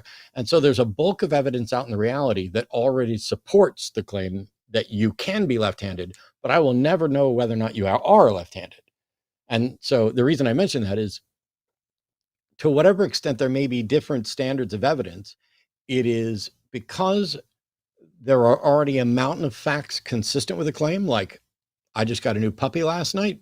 I did not. But if somebody made that claim, I know there are puppies. I know people get them as pets, blah, blah, blah. If somebody says, I just got a pet dinosaur last night, I have to ask more questions because there's not a bunch of evidence that suggests that's possible. And so what is it that you think about my standards for evidence that is somehow different for a God claim? So I think a couple of callers ago, the gentleman that called in about the paranormal thing, I don't agree with him that was anything, but you guys said, hypothetically, let's just give you your argument that this was a real video. You said, even if you had caught something like that on videotape, that would not count as evidence. And so I'm trying to figure out what in the world would count as evidence. It was not count as evidence that the source was in fact supernatural. It would be evidence that something occurred. The source of that, we still don't know, and nothing about the observation indicates that it is in fact supernatural when everything we're seeing is natural or unexplained. How can you determine that a video is evidence for the supernatural when nobody's even demonstrated that the supernatural is a possible candidate explanation for it? Joe, I would like to note before you answer that question, I actually clarified, maybe this volume got thing, but when he said the evidence thing, I actually clarified it was evidence for the thing moving on the wall, not for the suit. So a video that we have confirmed is not a dramatized video of something moving on the wall is in fact evidence that something moved on the wall. It is not more than that. Okay, gotcha. Okay. Yeah, Sorry but I guess I have heard this. Yeah. Go ahead. Let's Matt. Do you want to re-ask? I have a different version of a similar question. I want Joe to get to. I'm still trying to figure out what's wrong with my standards of evidence. Joe, actually, I think the easiest way you could demonstrate that to him. Could you name one thing Matt believes in that you believe there is the adequate evidence for God using the same methods by which he believes in that other thing? Do you know what I'm saying? He uses a standard of his current standard, leads him to accept X, and that same standard would be sufficient to believe in God. If you could answer what X is. Yeah, so X would be logic. There's no way that Matt or you can prove logic exists logic doesn't exist. Circularly using logic. Logic doesn't exist. But we all know logic. Logic does not exist. Were you just getting ready to say we all know logic exists? Do you not understand that concepts may not in fact exist? Other than this is so there's a distinction between whether or not we have a concept of a thing and whether or not the thing exists as a thing qua thing. Okay? So logic is not a thing that exists for which there is evidence. Logic is our attempts to process statements reasonably, but it's not a thing that exists. Joe, do you believe Krishna exists? No, I do not. But back to the logic. I think that was a clever way. Hey, I'm just gonna, I just want to quick clarify why I asked that, and then you can do your thing. I promise. If I can't hardly say anything, I'm just going to stop wasting my time. Joe, okay, all I was going the fuck to away do, then. Joe, all I was going to do was tell you why I asked that question, and it was going to guide you in a better direction. Joe, listen, I'm not meaning this condescendingly. We are better at helping you make your point than any average caller is going to be. Maybe you would be the exception.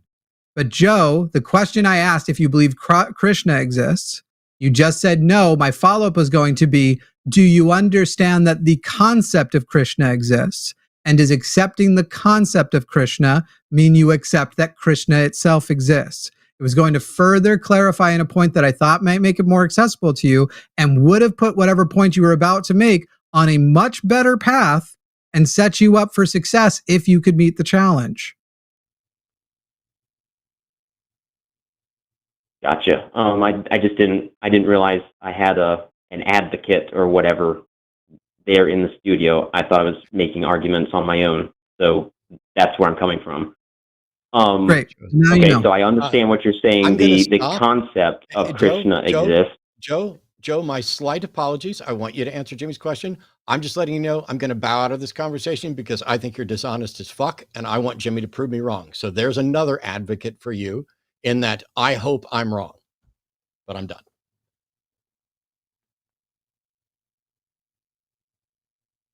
Okay, so back to what I was saying to Matt is that yeah, so the reality of what logic describes, whether the concept, the reality of the truth of the concept cannot be proven apart from the circular reasoning of appealing to logic. And so I believe that Matt holds the logic. I believe that you hold the logic, but you can't substantiate that claim apart from a divine absolute. We've already made distinct the difference between the concept of logic and logic itself. And so as far as its actual existence, if you are rooting your existence of God, we both accept that the concept of a God exists and that the fruits of those concepts of those gods even exist. However, unlike logic, logic conceptually is consistent with its results as long as the individual engaging in it is actually engaging in it. The fruits of God, if we're just talking about the reliability of the concept of God for the existence of God, the fruits of a God belief certainly do not do the same and create a lot of self-contradictory information. So even on the basis that we wanted to evaluate two things that you feel we have to be presuppositionalists about, even though again we are in the conceptual world, not the actual world, evaluating the usefulness of that goes out the door as well. But again, you've completely moved the goalpost from you believe God exists in the same way that you believe logic exists, after identifying that these are completely different because one is conceptual and one is literal. You've tried to move the goalpost anyway. I think this might be why Matt's thinking you might be here dishonestly. Not only that, but we do in fact presuppose as an axiom logic. It cannot be demonstrated that logic is inviolate. It is assumed to be because it continues to demonstrate that it is. To pretend that the only way to justify that is through some sort of divinity is unjustified, and to equate the acceptance, the pragmatic acceptance of logic as reasonable and reliable with, oh, therefore it's reasonable to believe a God exists, is patently absurd. You're equating two things that are not remotely equivalent. And you started with, we can all agree that logic is real. No, we fucking can't. What we can agree is that you don't understand the difference between concepts and actuality, and that those two things are not the same, and that at no point ever have I suggested that logic is something that exists and is real and is in fact justifiably accepted as true and inviolate. In fact, I have repeatedly in every lecture about the subject pointed out that this is a pragmatic assumption that we make out of necessity, and it is true to the extent that it continues to demonstrate its reliability. And that's it. When your God can demonstrate its reliability at the rate that logical reasoning can, then your God will be just as believable as logic. And until that happens, it is not. So do you have, Joe, a better justification than presuppositionalism? Because I fundamentally, clearly the difference would be that we aren't going to accept any presupposition that we have any choice but to accept. So because of the inconsistency of the results of presupposing a God, it's easy to say it's not a justified presupposition and that anything can be presupposed. Do you have anything better than the thing that if it doesn't matter how consistent it is, you could presuppose anything and then anything can become true? Do you have anything better than that for what something that Matt believes in, that upon the same foundation, a belief in an actual God, not a concept of God, should be accepted? Well, I just think that your threshold of evidence, if I may go back there, is it okay if I go back to the evidence question? You can have one sentence on that if the following sentence answers my question. Gotcha. No, I'm pretty philosophically inept, and so I'm not. I was mostly calling in to talk about evidence. I get it. Are all presuppositions equal? Because you've basically said that our belief is based on presuppositionalism, and therefore, if it's acceptable for presuppositionalism in logic, it should therefore be acceptable with presuppositionalism that presumes God. Do you believe all presuppositionalism is equal to each other? I have no idea. Of course you do. This. Do you agree that okay, so logic? Do you agree that logic is reliable? I do. Do you think you and I could each independently demonstrate multiple examples of logic being reliable? Yes. Do you think that you and I could each give multiple examples of God being more reliable than a coin toss? I know that you cannot. And I think that you cannot. Please give me an example where we can verify independently, the same as we could with logic, God being more reliable than a coin toss. Okay. Are you willing to talk with me about evidence any longer, or are you not interested in that subject? I just asked you. I just fucking asked you. You said that you think we could both give examples of logic being reliable. And I asked if we could both do it for God, and you think I can't, and I also think you can't. And that's part of the problem, because if I give you a demonstration of logic being reliable, you can verify it, Jimmy can verify it, everybody on the planet can independently verify it. Can that be done for God? Yes, but that's why I'm calling in about evidence, because I think no matter what I present, you would shut it down and say, stop.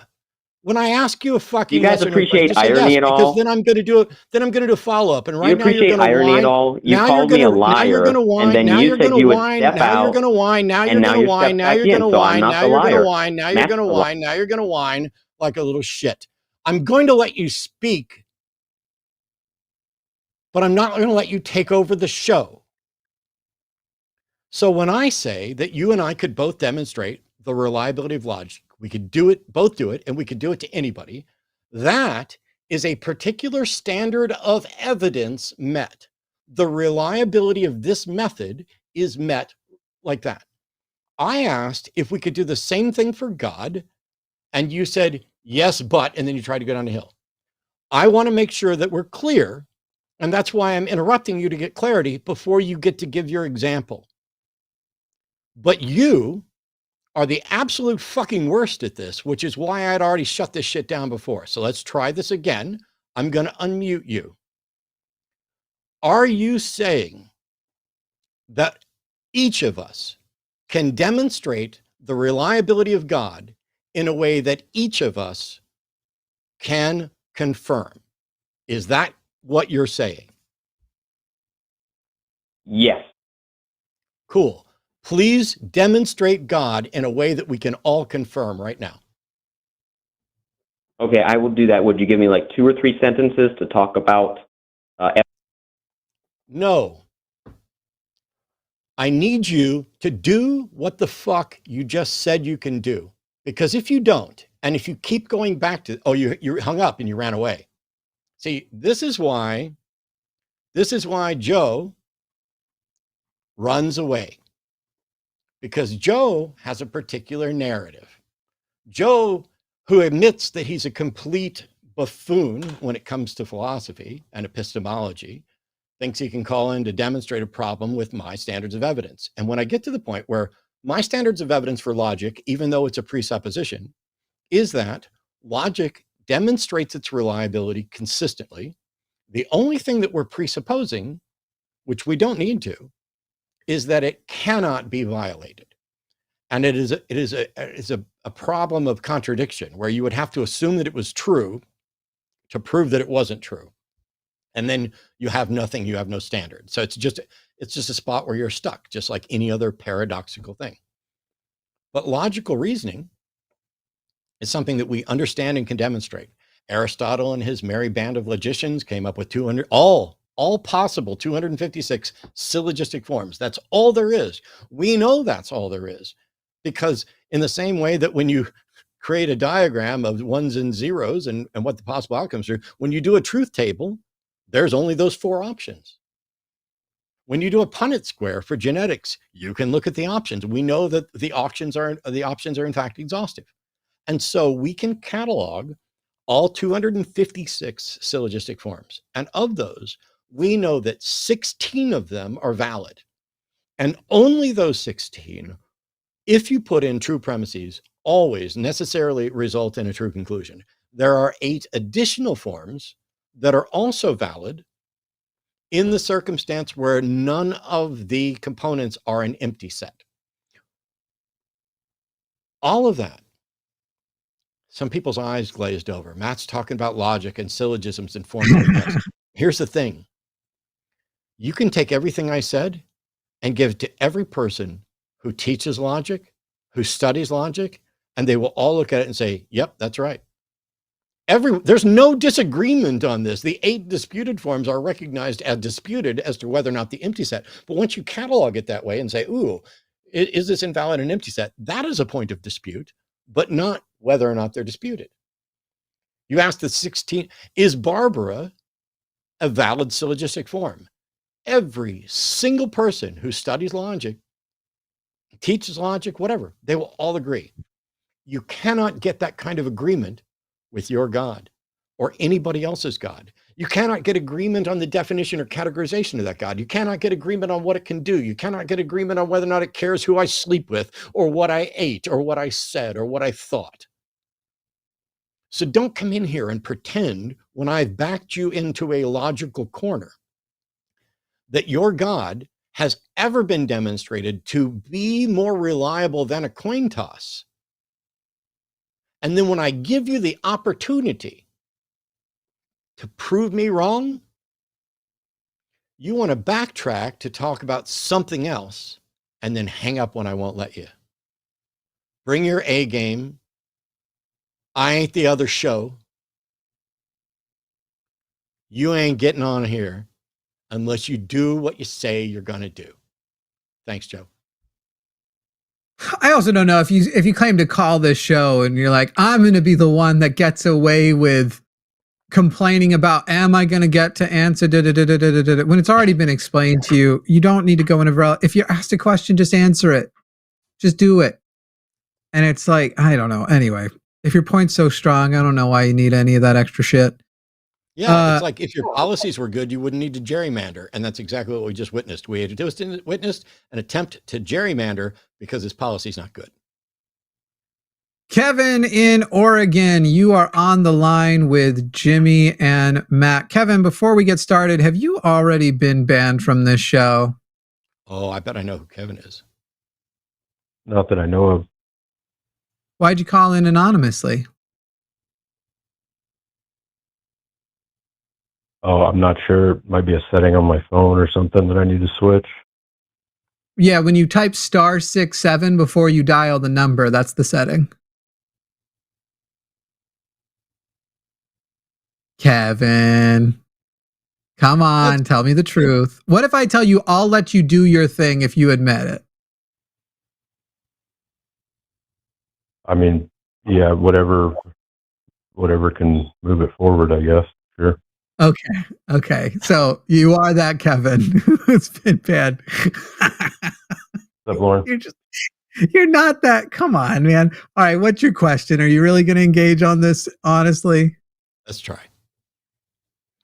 I was just wondering if you guys would like to join my secular humanist community called Vent in a Tent. We maximize well-being, free tents and needles. Nope, we're good. It's on 82nd and Powell in Portland, Oregon, if anyone wants to join. Yeah. So Kevin, this was a waste of time. Monumental. How long did Kevin stay on hold to say that? 39 minutes. 39 minutes. Kevin, what else have you got going on today? Do you have like family or friends or? Oh, you want me to unmute him? I guess I'm trying to figure out what kind of person has 39 minutes to sit on hold. He is not. Who is he?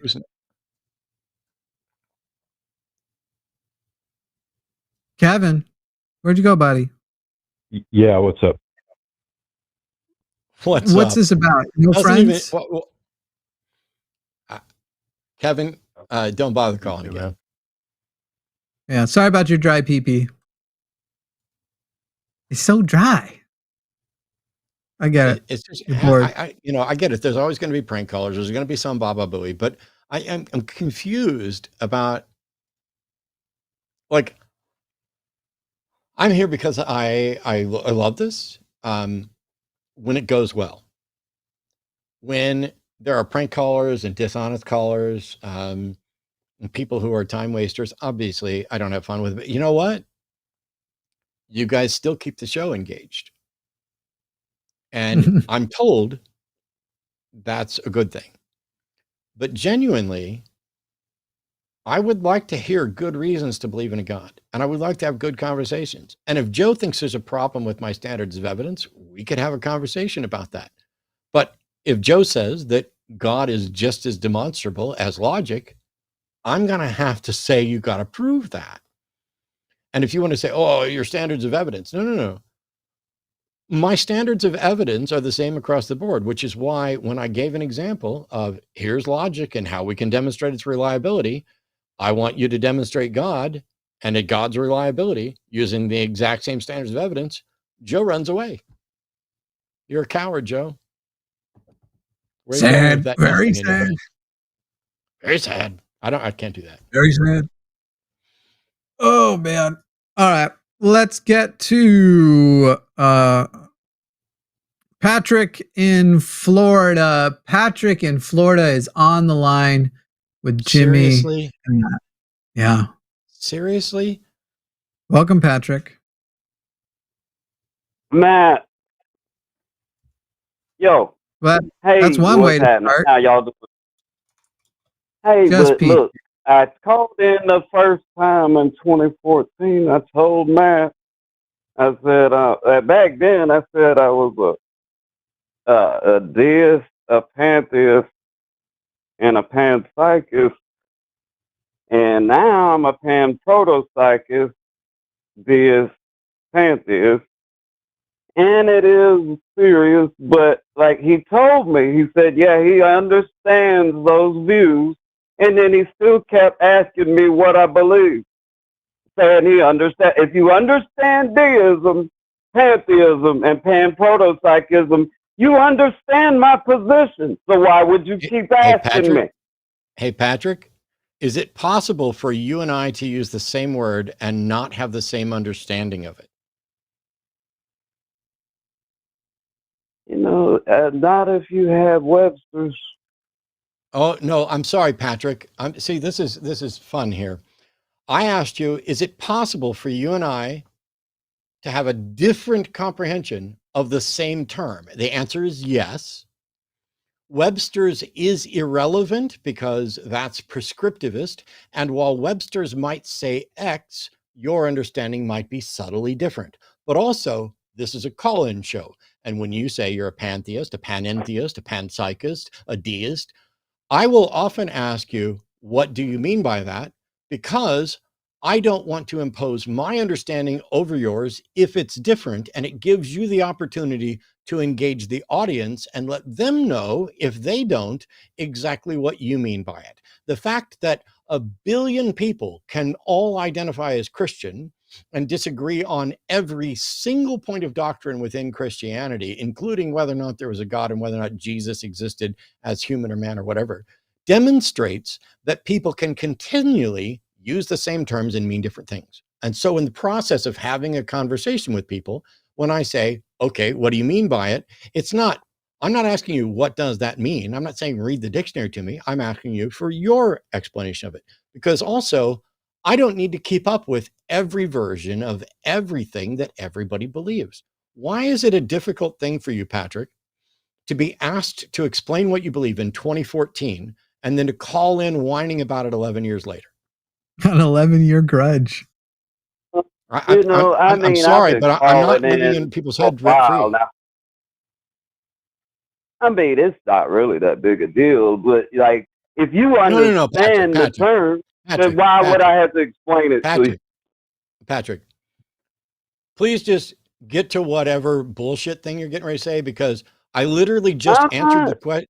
What are your credentials in philosophy? What are your credentials in this hack philosophy? Okay, I'm going to mute you because this is cartoonish. I literally answered the question of why would I ask you? And then you followed it up with, why would you ask me if you already knew? And what are your credentials in philosophy? I don't have any credentials in philosophy, but you know what?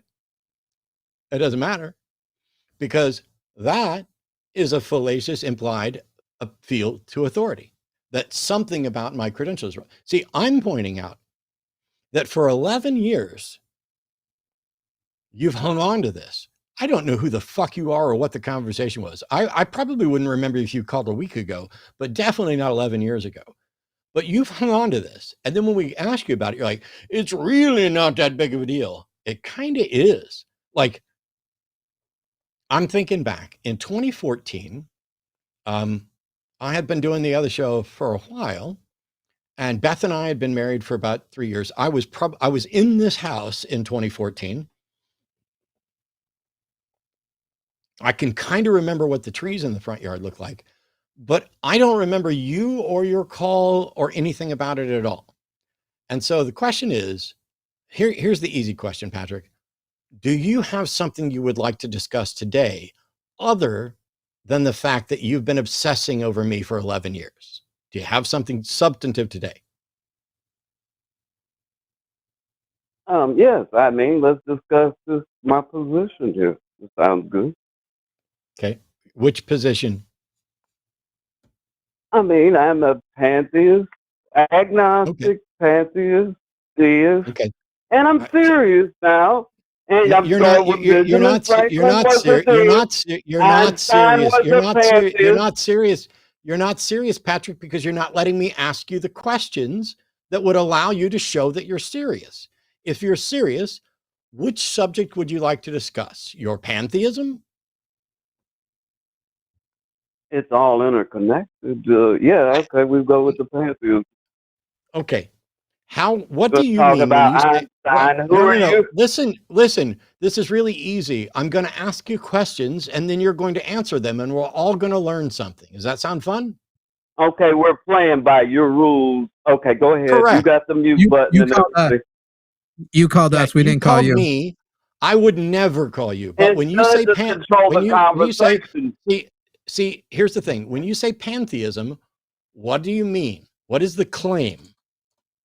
The universe is God. It's very simple on the outset, and then it can get complicated. Wow, listen, stop. Patrick.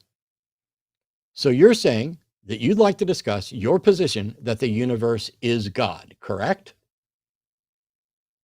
Yes. I mean, I can be cool. No. These are yes or no questions. And until you show that you can do better than that, that's all you get to say. Yes.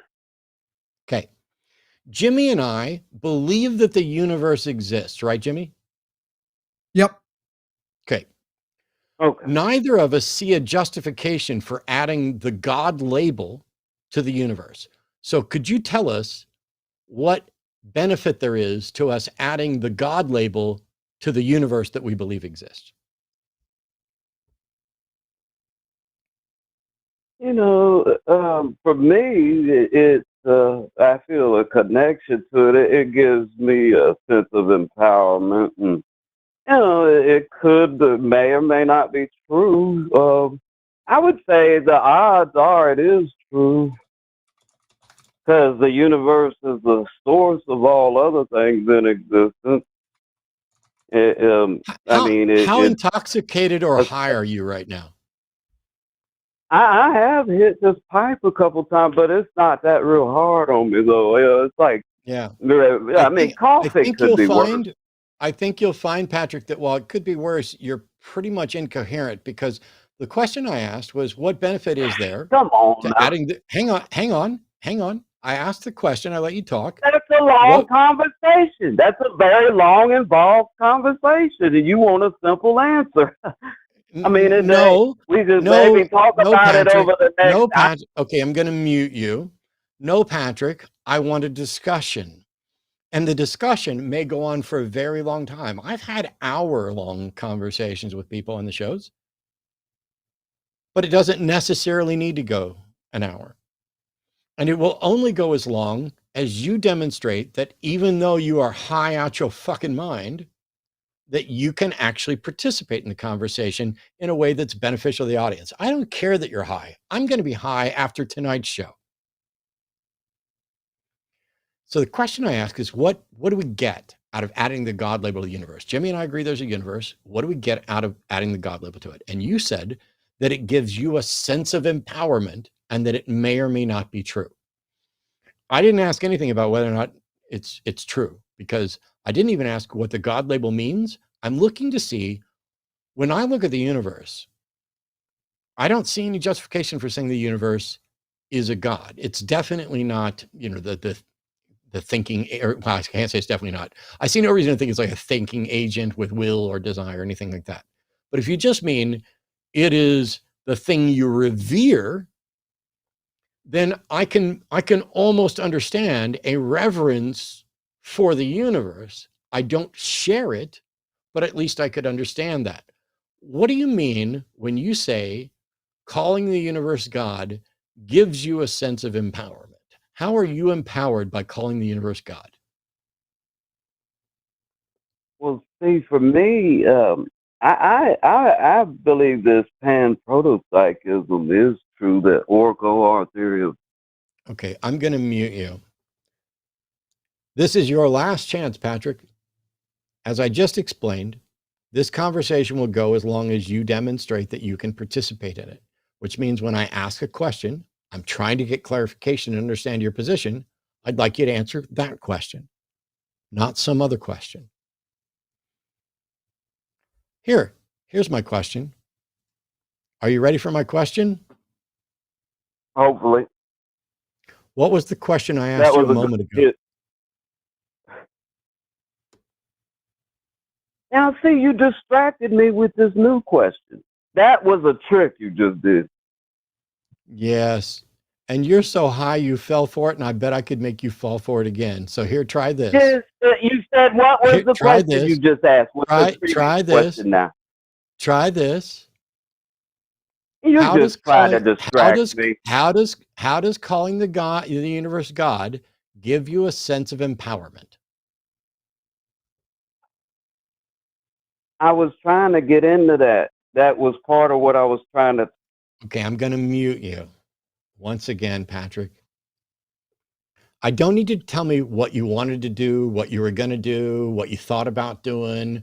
I need you to do what you said you'd do, and I need you to answer the question that you were asked. I said last time that was your last chance, and I'd like to be a man of my word, but I'd also like to be slightly charitable, especially when I'm having a bad day. So this is your last chance. Are you ready for the question? Ed, yes or no? Asshat is what you are. Okay. Here's the question. Asshat. What? How does it give you a sense of empowerment to call the universe God? You won't let me answer the fucking question. I'm not going to do this again. No, I'm not. Bye. See, I literally asked you the question and gave you the space to answer it more than once. And when your response is just, you're not going to let me answer the question, it's very clear. While you might play at some level, you don't play at my level. Next. Also, asshat wasn't the own he thought it was. No. Be a little more clever. Let's see. Let's talk to 11 years, man. Yeah, in rent free. Summer in India, you are on the line with Jimmy and Matt. Summer, you got to tap the phone. There you go. Yep, we hear you. Yeah, first of all, thanks for having me on the show. So basically, I was having a debate with my theist friend, and he asked me why I didn't believe in a God. And to that, I replied that we do not have sufficient evidence for one. But then he asked me, like, how can I evaluate whether the evidence is sufficient or not? So on that, I said that I'm using logic and reason. And so he asked me how I am justifiable to use logic and reason. To that, I said that it was a presupposition. And he said that if I can presuppose logic and reason, then he can presuppose God.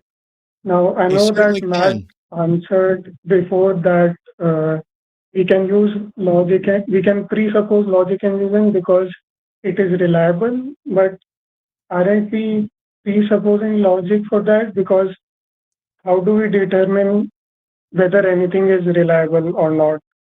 We use logic and reason for that, right? Yes. It is a practical necessity that if we're going to reason, we need to use the most reliable methods. And so we have evaluated the methods that are reliable. This is why I was pointing out earlier that what I was saying is if in fact somebody came up with some other method, a god or whatever, that could demonstrate its effectiveness at the same rate that logic continues to demonstrate its effectiveness, then we should be using that. That's why I was asking the previous caller if they have any way to demonstrate that their God is in any way remotely as reliable as logic. Now, it is the only presupposition, as I mentioned, was that logic is inviolate. And that is a practical necessity. There is no practical necessity in presuming a God. There is no benefit in presuming a God. And even if I presume that a God exists, that does not solve any problem or help me understand anything. If I presume that logic is reliable and it continues to demonstrate it's reliable, that is incredibly useful. It's demonstrably useful. If God worked at the rate logic worked, I'd believe in God. Yeah, I think I think with your Summer, if I can real quick, I think with your friend, because I'm the resident person who can speak to dumb people here as a dumb person himself. I think I would ask him something along the lines of, or I would bring up the like, you're talking about a difference of can and should. So yes, you can presuppose God in the same way I can presuppose logic. I can eat kitty litter. But if I eat vegetables, I will consistently see the benefits of eating vegetables. And if I eat kitty litter, I will consistently discover that there is either no benefit, depending on the kitty litter, maybe it just passes through you, or it can cause a lot of issues. So in the same way that if we want to start at the beginning of just, I can, then what follows? And as Matt has just explained to you, if you eat the vegetables, if you don't have a condition like mine that actually makes vegetables a little bit treacherous for you, you will see the benefits. If you eat the kitty litter, you will see either nothing because it's not physically, it's not good for you. Depending on the litter you get, it can make you extremely sick. I imagine most litters can, but I feel like the moment I say like kitty litter will definitely make you sick, someone will be like, I only use organic kitty litter that goes good on toast. I don't know. I would dumb it down to that. Yeah, so on that reliability part, I don't know because if we haven't presupposed logic and reason, then I don't think we can say that it is reliable because we can see that because we know that we haven't presupposed it yet. But so I wanted to ask if we're not presupposing we are. Okay, never mind. Go ahead, continue. But then how do we know that it is reliable? Because we test it. I don't presuppose that the pen works. I test it. And as long as the pen keeps working, then I keep considering the pen to be reliable.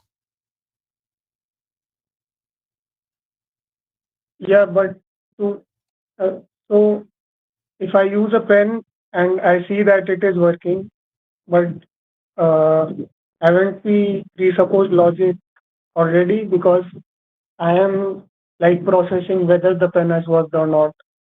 No, we're also not validating that our sense data is completely reliable. All we're doing is describing the experience we have in the world. There is no problem with morality or with logic that is in any way solved by appealing to a God. You're pointing out the problem involved with reason, and we already know this. We're not saying reason is absolute. We're saying we're going to assume and operate as if it's reliable absolutely until such time as it demonstrates it's not reliable. Has anyone ever demonstrated a circumstance where a logically valid syllogism does not produce the truth when true premises are put in? The answer is no. It seems to be impossible. And if it in fact is possible for that to be the case, then all of logic falls apart and crumbles. Yeah, by the way, Summer, you're literally falling for what I told the caller earlier. You're falling for this sort of like, he is going to question back, despite the fact that he woke up that day, he put his pants on, he came and he spoke to you, and he not only was he using logic and reason, making all of those decisions leading up to that point, he thinks he's trying to make a logical and reasonable argument to you against why you can accept logic and reason unless you also accept his God.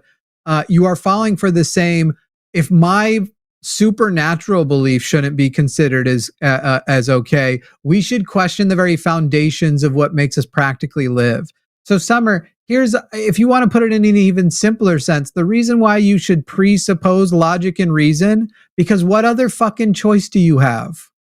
But you do have a choice when it comes to God. There is no practical way to live not operating on some level of logic and reason. Even the people who decided to pretend to believe in God would have done so on a basis of I can reason that my community consequences will be fewer if I do this. I do not know why anybody would pick up any presupposition other than the reason of I really don't have any other choice, because my life will be practically, pragmatically, whatever you like, much better on this foundation, as opposed to the God belief, which does not produce that same thing consistently. And in fact, many people's lives, my own included, were much worse on that basis.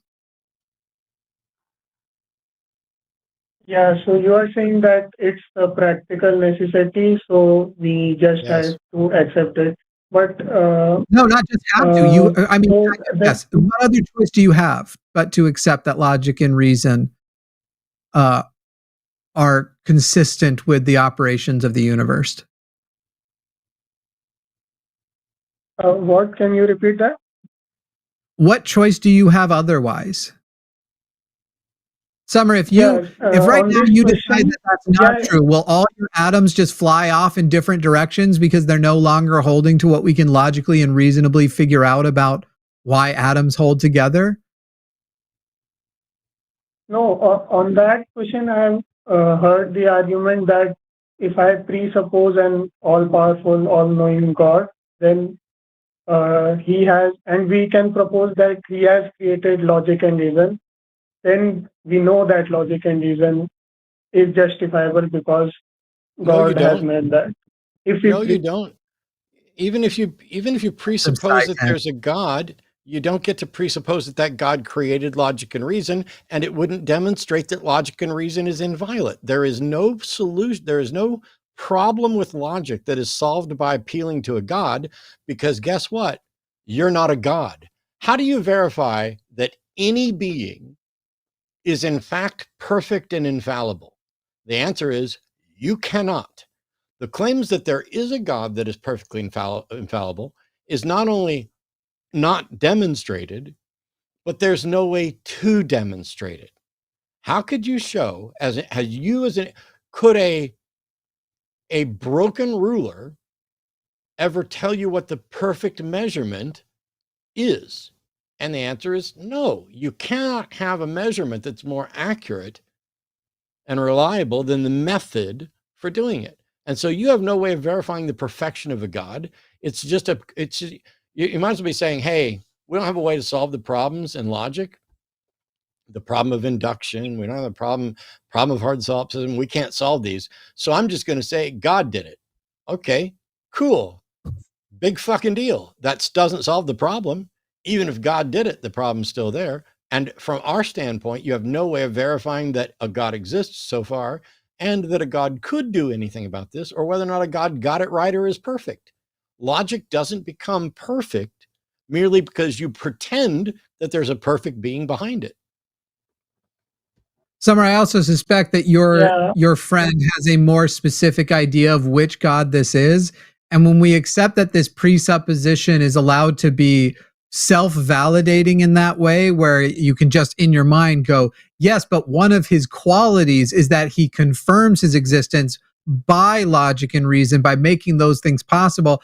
Then if you then get to specify, and it's specifically the God that cares if you touch yourself, or it's the God of this religion versus that religion, at a certain point you have created a self-defeating, using that same logic reason, proposition, because you can assign it to anything. I can just take those qualities and go, okay, I had a rather girthy dump yesterday, and that girthy dump has all of those same qualities that you're saying God does. And so I'm saying it's not the God of the Bible or a Hindu God or a Muslim God or any of those gods. I'm saying it is the God of my girthy dump.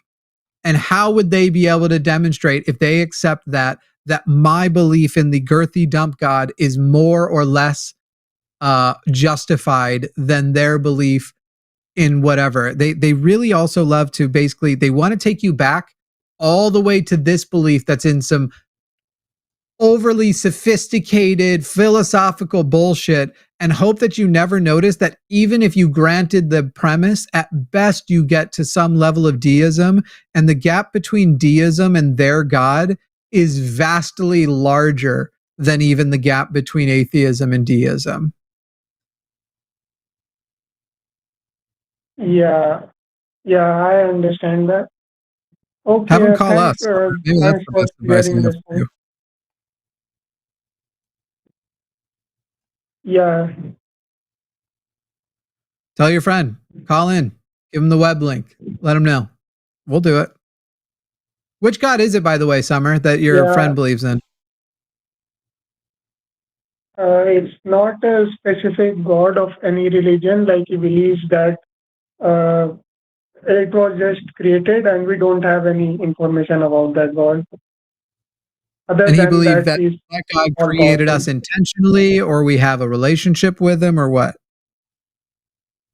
No, he does not believe that he interferes or that we have a relationship with him.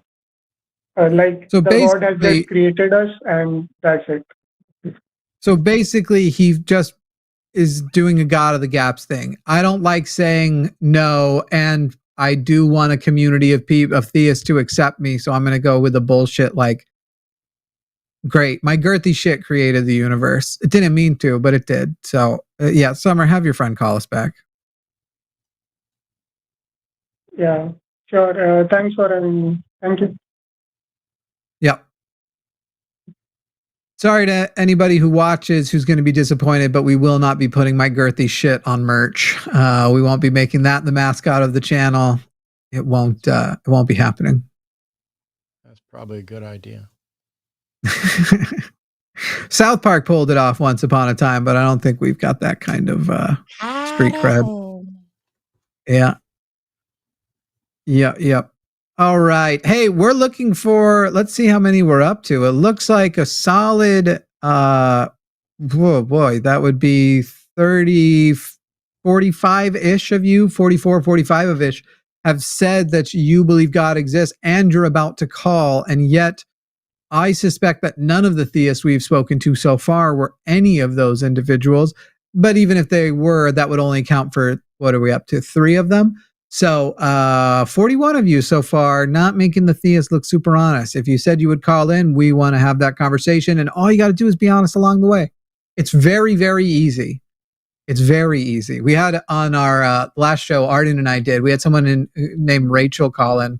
And it's funny how not just Rachel, but people in the comments all defending like, well, you guys just steamrolled her and didn't let her. But Rachel was the one who was in isolation, essentially, never going to let you say anything, being extremely dishonest about things. When I used a metaphor about the Nazis, when I can't be a Nazi, I'm a Jew, which is weird because, Stephen Miller exists. But either way, and that's what everybody's complaining about, despite the fact that there was like 4 or 5 other theists that show that we had lengthy calls with, including T, who is not honest, but wasn't good and said a lot of wrong things, but at least was able to stay on track and engage a little more honestly. That's all you got to do. It's easy. It's not tough. Just don't try and stick to some script you have that you think is going to subvert things. Things are not going to go the way that they told you it goes in Elders Quorum. That's a thing in Mormon church. Only Mormons will get that. But in the meantime, we'll talk to Gigi in North Carolina, which I'll have an immediate affinity for because my grandmother was a Gigi from North Carolina. Gigi, how are you? Hi, how are you doing today? Just fine. Wait, are you my grandma? No, I'm kidding. Yeah, I'm 71. I could be. And Matt, Perhaps. hello to Matt. Hi. Okay, my grandparents were Quakers, and my grandfather was a Quaker minister. And for 69 years, I was a somewhat, I don't know, a believer, but I've had so many questions, no one would answer for me. And I can remember at 6 years old in the basement of our church, sitting there and hearing the story of how God told the Israelites to go slay the Hittites, I think it was, and take the young girls as prisoners. And I'm thinking, wait, didn't God make us all? Why would he want one group to slay and kill the other group that he supposedly made? And no one, no one could give me an answer. And that just simmered in my brain for a long time. And finally, I just got the courage. I said, I don't believe this crap. And why? And my question is, I never knew till I started watching you guys on TV about the. I'm sorry, I'm slow. I'm old here, and I never knew about the slavery, the murders. I mean, the rape, chattel slavery. I never. It wasn't told. Why? If they're going to tell the good stuff, why don't they tell the bad stuff too? Are you serious? Yes. I want both sides of the story. There's a reason Scientologists don't tell you about Xenu on day one. Yeah. I don't want to sound stupid, but when you are checking something out, don't you want to get the pros and the cons on a car you're going to... Do you think church is a place to check stuff out with pros and cons? It's a one-way communication. It is propaganda. Okay, now I'm seeing it clear. But also, did you have a Bible? Of course, but I never, like I say, I'm sorry, I'm not trying to speak. I was a lukewarm Christian for many years, and I just, like I say, in the last couple of years, realized, no, it's not true. Yeah, religions rely on people not looking into them, because if you look into them, they don't stand up. And so if for years, Catholic Church, for example, had the priests as the voice of the church, they were the ones that would tell you what scripture meant. Then there was the Protestant Reformation, where Martin Luther and others were basically saying, hey, no, I don't need the church to tell me what scripture means. I can fucking read it myself, and I can understand it. And I can especially understand it with the guidance of the Holy Spirit, which scripture says, is how you, and so that opens the door to anybody and everybody reading and saying, here's what I understand scripture to mean. And I believe I was led to this by God. And there's no way to prove any of them wrong. There, you can say this isn't a plain face reading of the text.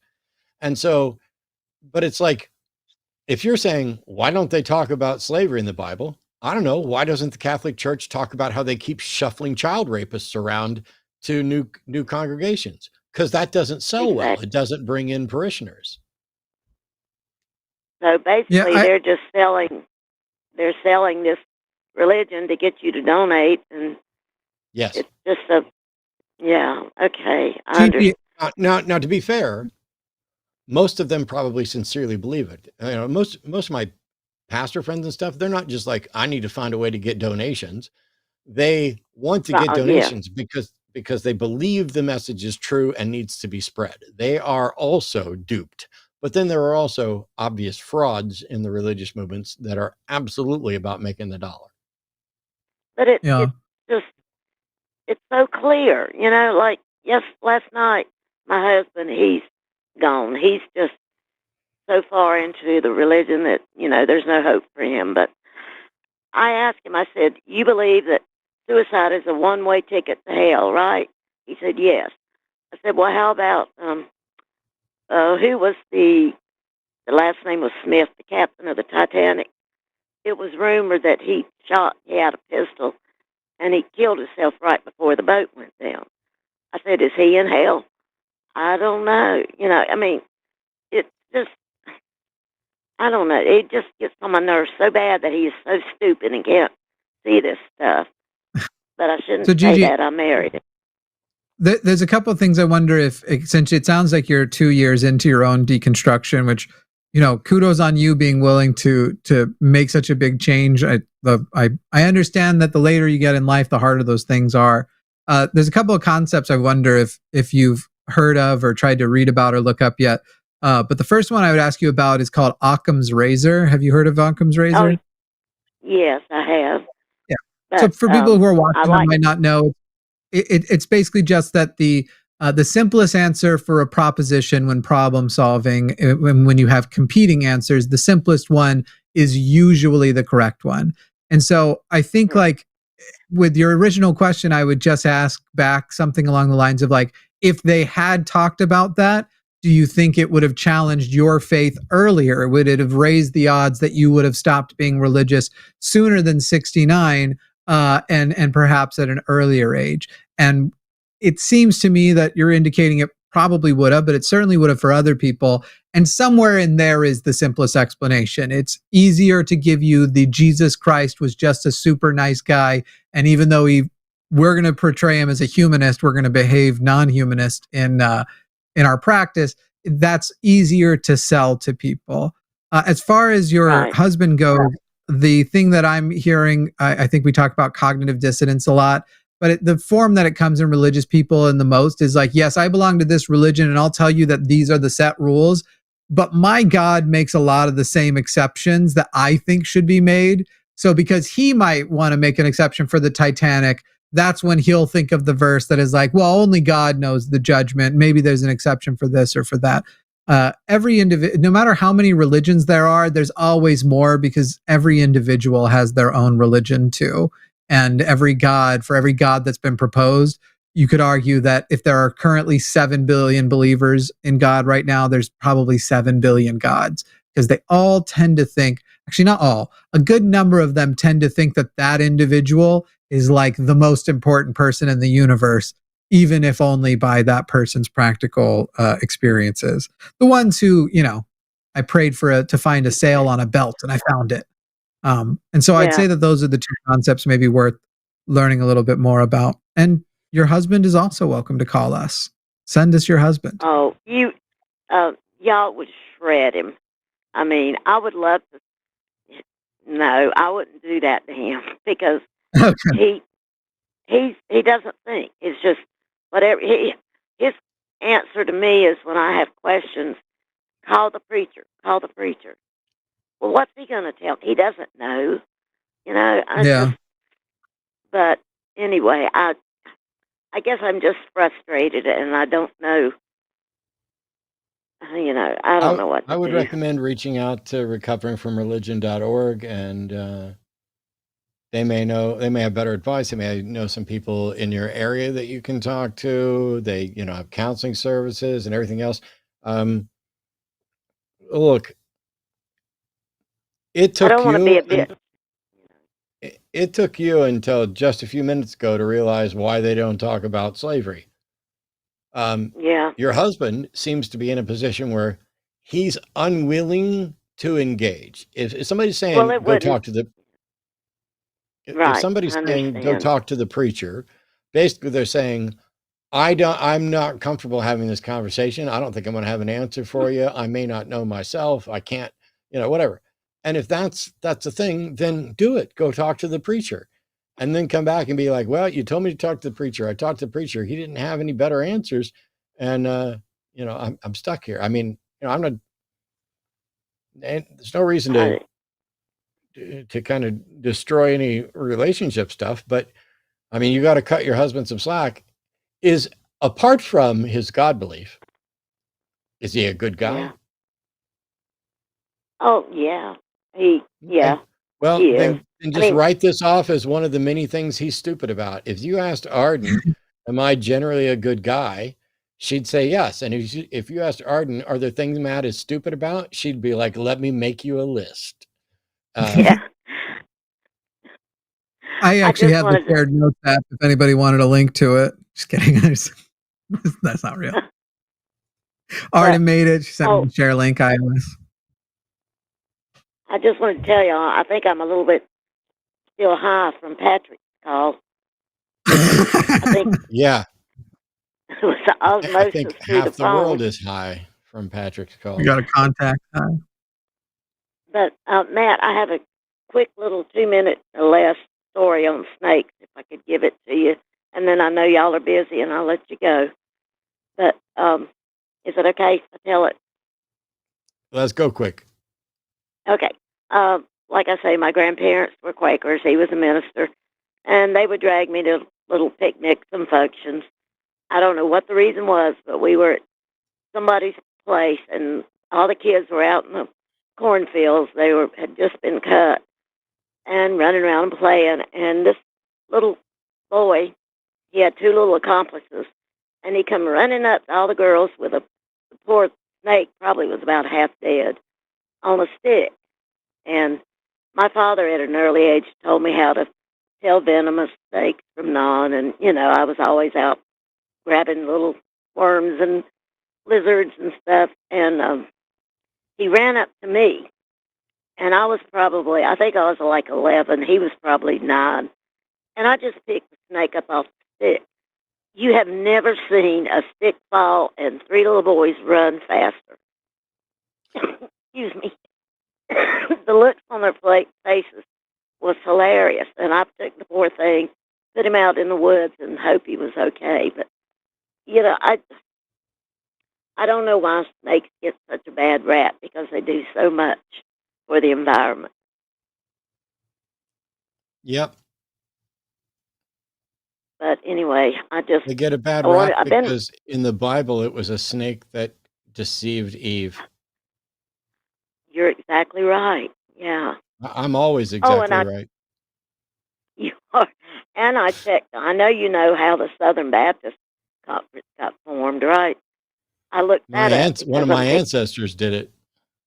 Did it? Okay. Because of the slavery, right? And that, to me, that's just another nail in their coffin. Well, the Bible's okay with slavery. That means they're biblical. But the North wasn't, right? Correct? And that's why they broke the...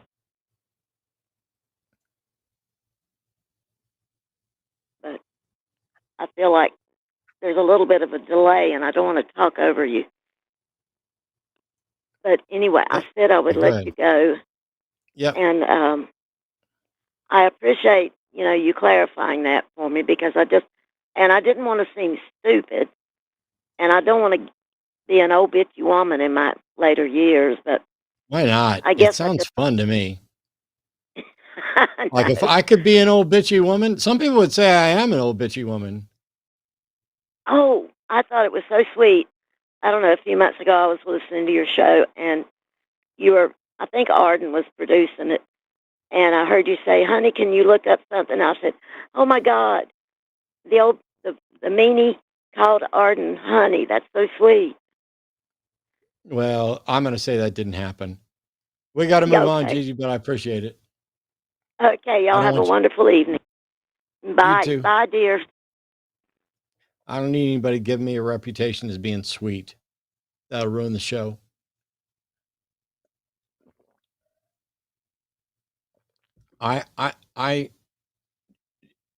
Jimmy, take the newest call. I'm so confused. Oh, Jimmy is not here right now. Sky's calling from California. Sky, pronounce she, her. Sky's an atheist that says, why did the Bible end? How did it go on for so long and just stop? Hi, Sky. My apologies. I genuinely do not understand the question. So just say whatever it is you were calling in to ask or talking about. Okay, great. This is, can you hear me okay? Yes. Okay, great. I've never done this before. I've never called into a calling show. I am from Kentucky originally, which is like God's country. But I have never been religious. And what I would like to talk about to get like some understanding from you is, what is the span of time that the Bible was written? Because like the Bible wasn't written in a day or a year, right? It was written over like hundreds of years. Yeah, so part of it depends on what you are or aren't going to consider the Bible. The standard Bible that most of us talk about is 66 books, written by a bunch of people. We don't even necessarily know how many, and most of them we don't know who.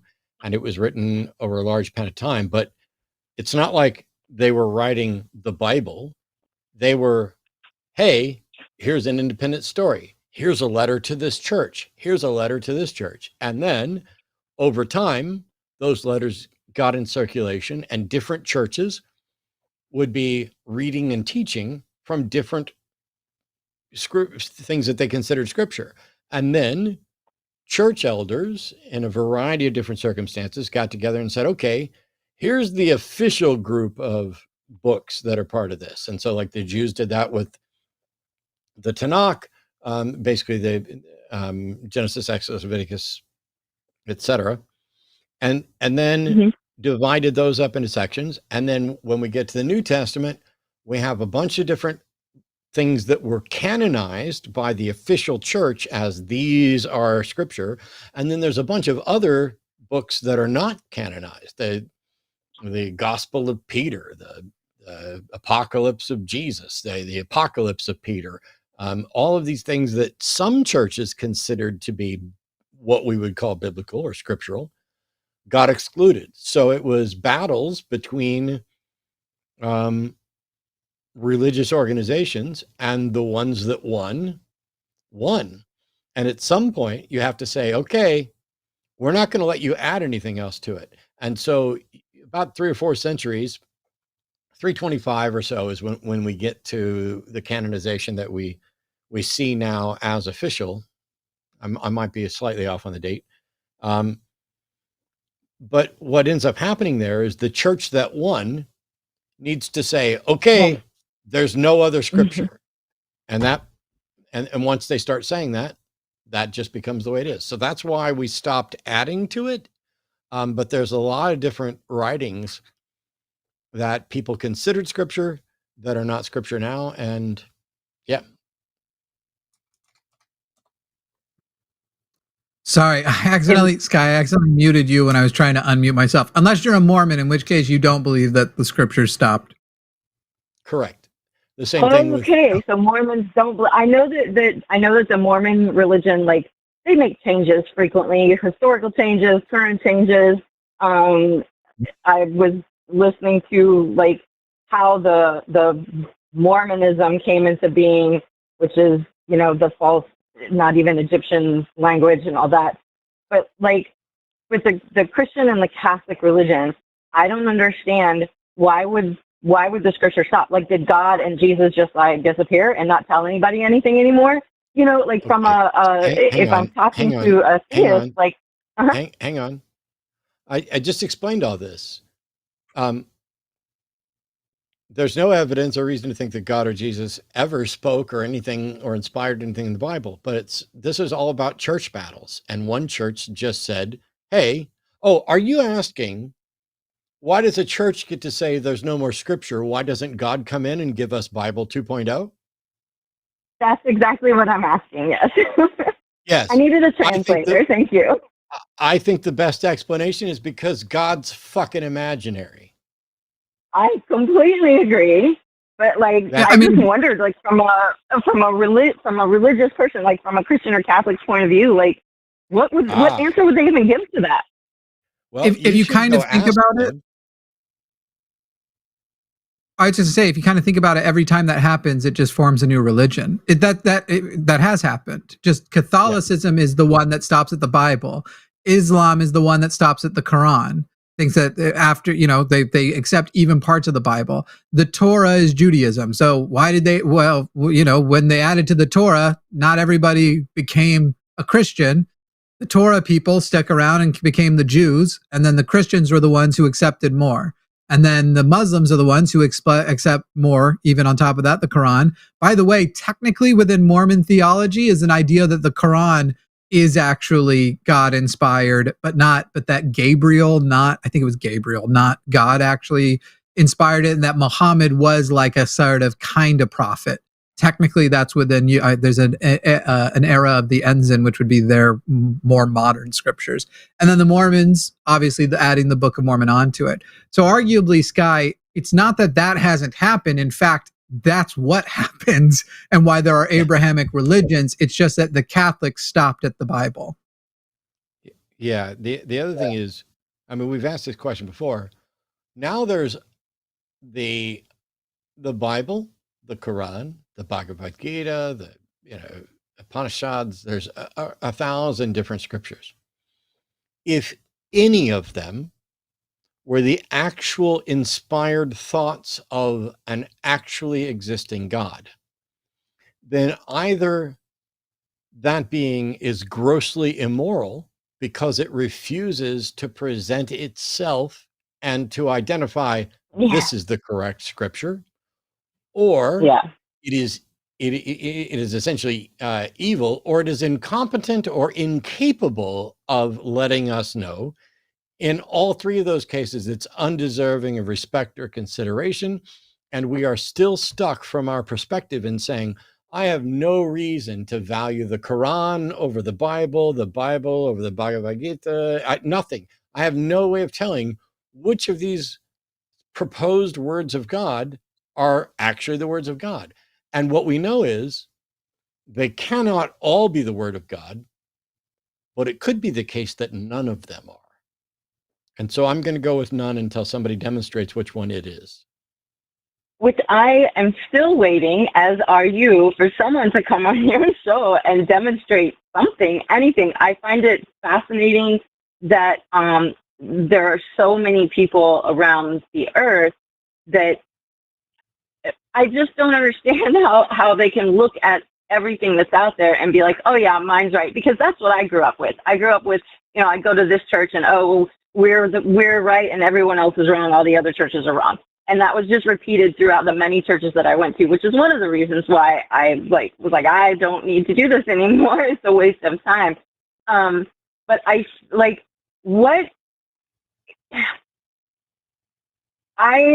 spoke to a friend of mine once, and a theist friend of mine, and I used the unicorn in the garage, and they got very upset with me, very upset with me, and I'm like, I don't understand, how is your logic correct and mine is batshit crazy?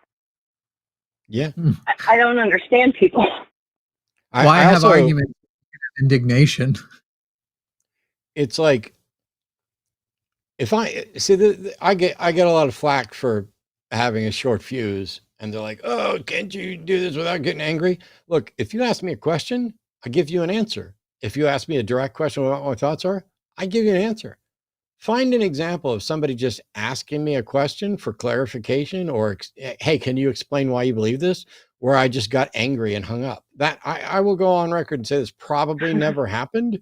It seems bizarre. What gets me angry is dishonesty. And what's weird is the caller is getting incredibly defensive when all I've done is say, okay, you claim that your God is just as reliable as logic.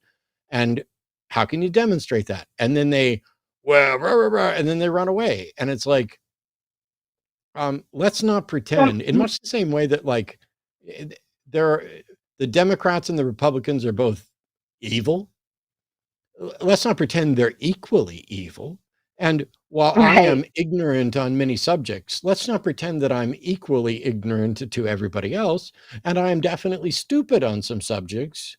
And that doesn't mean that I'm incredibly stupid. But at the end of the day, if somebody says, hey, why do you believe this? You either say, here's why, or I don't know, in which case the conversation is over. And I think that's why they run away, because they don't know why they believe. It's super frustrating. Why can't I don't understand the disconnect in their brains. And I guess that's what I don't understand, because like I never grew up in any kind of a cult. I did go to a church, a number of times as a teenager and stuff, but I've never been like embedded in any type of cult like that. And it's frightening to me that I can't have these conversations with these people without them losing it and running away.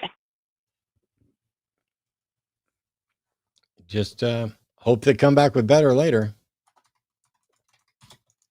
So I won't take up any more of your time. I appreciate the information that you provided. I at first I was like, I don't know if these shows do much good, but over time, since I've been watching you guys, I see that I think there's a ton of good that actually comes out of what you are doing. So I sincerely appreciate it.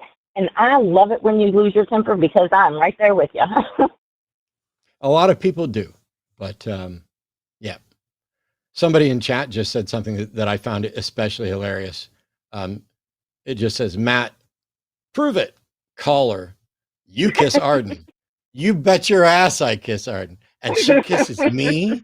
And it's so awesome. And it's so much fun knowing that what Arden and I do in private is amplified in people's heads to where they're upset. I wonder if Patrick is going to obsess over that for 11 years and then call in and be like, hey, you remember in 2025 when I called you about being a panpsychic, pantheist, panentheist, deist? I'd like to ask you now about making out with your wife. Ooh, good job. It's really great to live rent-free. That's the only place you can live rent-free. That's true. All right. We're gonna let you go. We got some calls to get to, but thanks so much, Sky. Thank you.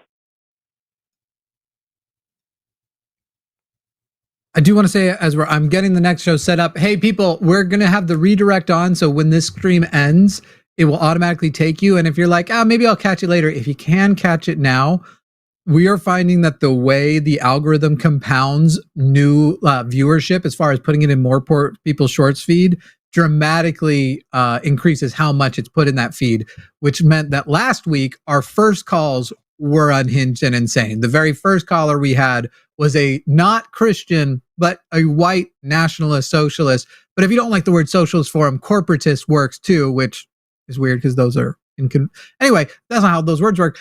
Anyway, in other words, we got to start with a Nazi and then got to have some less fascisty callers, but still great calls. So if you want to help out with that and help us maintain, it's awesome if you can come over for it. That's going to be the vertical show called Calling It Now. It'll automatically take you there, but if something happens, it's over on the channel Jimmy Snow, and that's where we're going right after, possibly after the next call. We'll see what happens. But that'll be, if you notice, I disappear at about 5 minutes till the hour. It's because that show starts on the hour. But otherwise, because it might end up being the last call, do you have a preference in the, sorry, Jeff, I don't think we're going to have time on this one. Jeff, if you want to call back after dark tonight, I'm sure they would be happy. And Matt will be back there. Do you have a preference between the two theist calls we have right now?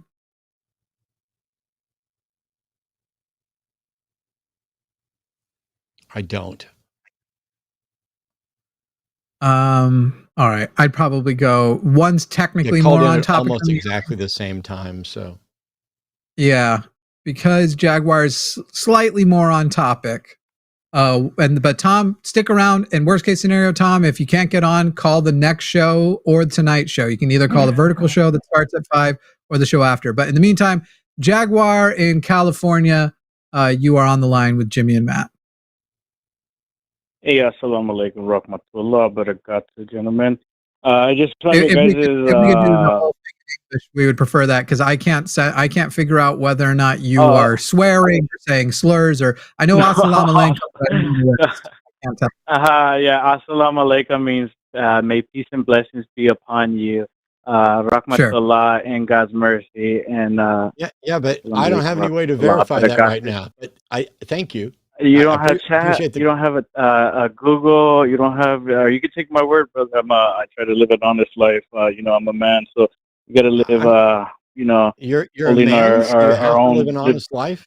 Are your pronouns he, We have to. him? We have Because to it be says here you true. don't have We have pronouns, and to. as a man, I would expect your pronouns to be he, We have to him. be a men of our words. We have to live up to what we say, so we can't just be over here just saying certain things that we don't live by. I don't That's know what that I'm any trying of to say. that's true. Can we get to your evidence for God? That'd be great. Yes, I have. I found this evidence on my search for I'm assuming you guys are doing. You guys are asking, is God real or not?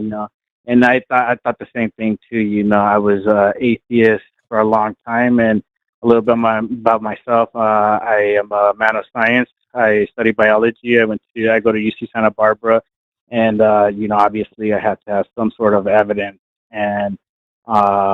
I can't just take something for just face value or just because he told me or this was said, I would need to see some sort of evidence. And on my quest, obviously reading all the scriptures, and especially growing up here in America and, me being of Mexican descent or whatnot, I grew up Catholic. And so obviously I read, what they would call the Old Testament and the New Testament. And I read it a couple times, and the first time was what turned me to be Okay, I'm atheist. going to stop you. I'm And going to stop you. I'm going to stop you now. I don't care if anybody thinks it's rude or interruption. Let's be clear. no, it's okay. I don't need to know that you think you're a man of your word. I have no way to verify it. I don't need to know that you used to be a Catholic or an atheist. I don't need to know that you're a man of science. I don't need to know that you demanded evidence or you needed evidence.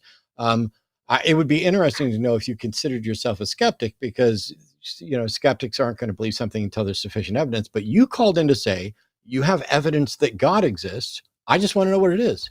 And I found it, and that's what I was going to say. And when I was searching for that truth, I found that truth or the evidence or proof, whatever you want to call it, evidence or proof. I found the evidence in the Quran. Jaguar. I'm asking you what Yes, it sir. is, not where you found it. Why is this so hard for you It's to called. answer a It's called. simple single question? Okay. So here we go. Okay. Here we go. Try this So what I again. found. Stop talking. Bayena. Stop talking and listen. What is the evidence that you found that confirms a God exists? It's called Bayena.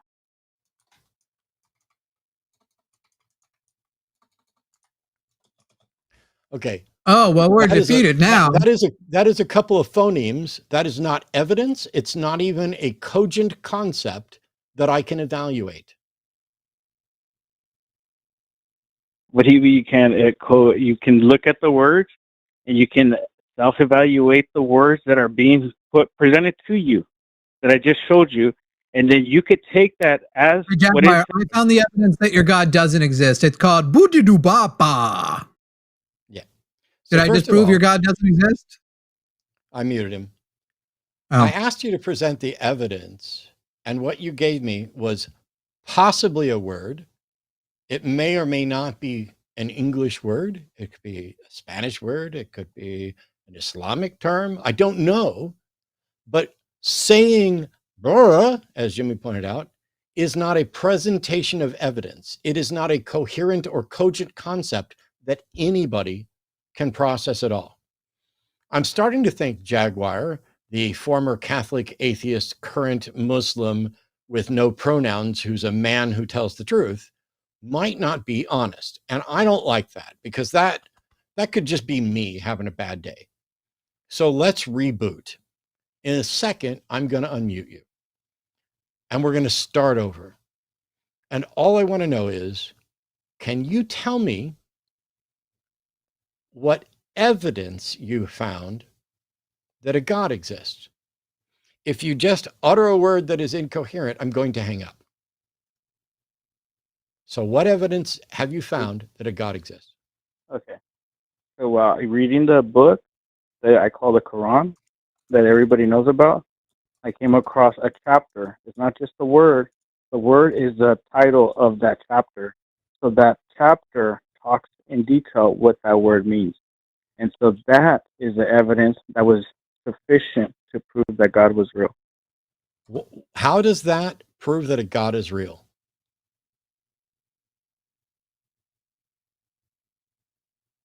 You would have to read the text. Just like science, Okay. you know, we peer review Goodbye. stuff, and then No. If you're calling, so you don't understand science at all, you don't understand epistemology, you don't understand how to demonstrate the truth of something, you can't say, ooh, there's a chapter in the Quran, and if you just read it, you'd see the evidence for God. Well, I have read it because I've read the entirety of the Quran. And next you'll tell me that I need to read it in Arabic or whatever.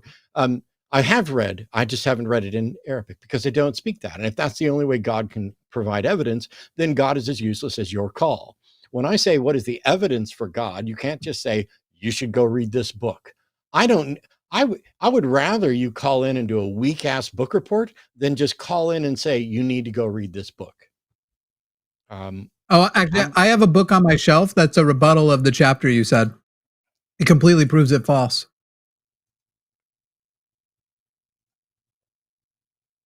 So you're going to admit defeat now, right? Because I claimed it. I got to unmute him. So Jaguar, Jimmy has a book that proves your book false. What do you got to say about that? You have a whole book for one little chapter? Yeah. Let me hear it. Yeah, it's a whole book. It breaks the whole thing down. It's on my shelf. So I've told you that now. So you're going to admit defeat, called? Right? Because I told you. Oh, I don't know. No. What is the book called? You have to read it. You have to come read it. What is the book called? You'll have to go see it. The chapter is within an actual book that anybody can go grab. Everybody can go grab a Quran because they're free. So that you can turn to the 98th chapter and read it. Okay, so now tell me your book that you have. Hang on. What's the fucking chapter? I told you it's the 98th. Okay, it's right before 99. Right after 97. Okay, it's a small chapter. Okay, and you have a book on your shelf. I'm going to mute you.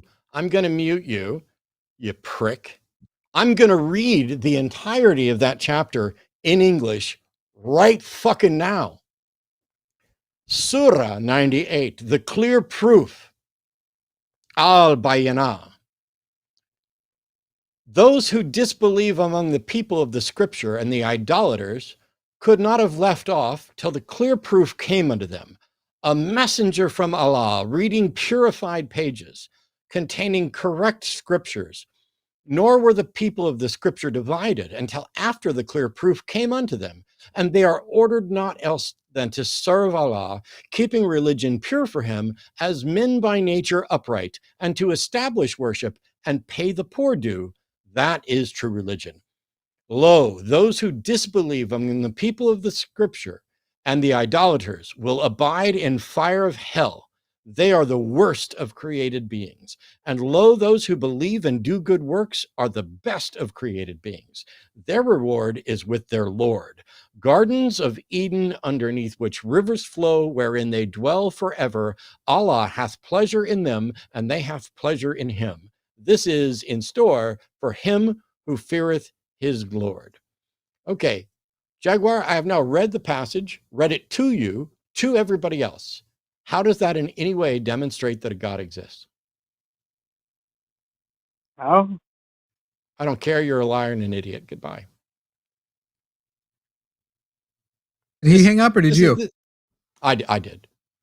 Oh, I was going to point out, he made my point for him. I made up this book on the shelf, and rather than ask me what the name of the book is or not the name of the book, rather than ask me what's in the book, how does it debunk, ask anything about, because we're in a conversation for a summary of how that is possible. Instead, he actually went with okay, what's the name of the book? And it's funny because it's like, we've now done every element of it. Reading it, I even found, if you go with Quran.com's interpretation, it's slightly different, but it's the same message.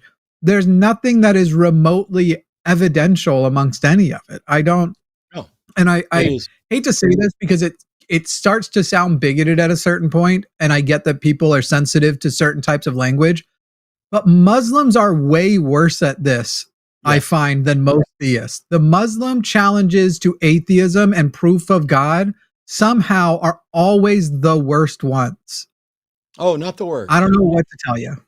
In my experience, yeah, right. Amongst the worst, yeah. Listening as charitably as possible, him asking for the name of the book is about him saying, okay, what is the name of the book so that I can and others can go read and check it out. I'm telling you the name of a book everybody knows. But you're right that not asking what does the book say, because that's the important part, is telling. But here's the thing. If I were to list how ridiculous religions are, basically, the newer they are, the more ridiculous they are. Christianity is more ridiculous than Judaism. Islam is more ridiculous than Christianity. Mormonism is more ridiculous. Scientology is the most ridiculous. And as the newer and ridiculous scale shifts up, the apologists for said religions are increasingly and similarly and proportionally less effective. And part of it isn't even their fault. They just have a lot more to account for. For example, when somebody wrote Genesis, we had virtually no understanding of cosmology and science and geology and biology. We had no explanation for the origins of language. We had nothing. And so it makes sense that ancient people would look at those things and say, oh, well, let's tell a story about it. But when you move forward, we get past, we didn't even have the Greek understanding of logical reasoning at that point early on. And then you add to that. And now we have a better understanding of the world. We understand the world better now than we did 5 years ago. Well, maybe not. Let me take that back. We generally understand the world better now than we did 100 years ago, or 1,000 years ago, or 2,000 years ago, etc. It's really bad. But I don't think that Jaguar is actually a Muslim or a Muslim apologist. Jaguar, the man who needs to stick by his word, who's a man of science and needs evidence, points to an absolutely useless scripture that basically suggests, hey, people aren't going to believe until they get a message from God. And the people who don't believe are the worst, and they're going to go to hell.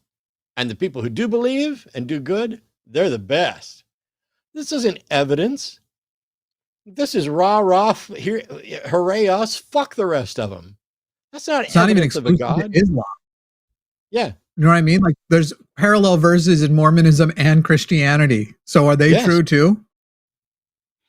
Yeah. Well, yeah, they're all pointing to the same God. Oh, I'm just going to say garbage. They're pointing to the same garbage. Your God is garbage. Allah is garbage. Islam is garbage. Scientology is garbage. Mormonism's garbage. Christianity's garbage. Judaism's garbage. All of these things are garbage. Your God couldn't so much as give me a hangnail. Your God hasn't done shit to me or anybody else in any verifiable sense, has never spoken to anyone, has never inspired anyone. The God concept may inspire people, but what I find the God concepts typically inspire people to do is to be shitty to other people, in part because they're afraid that they're different.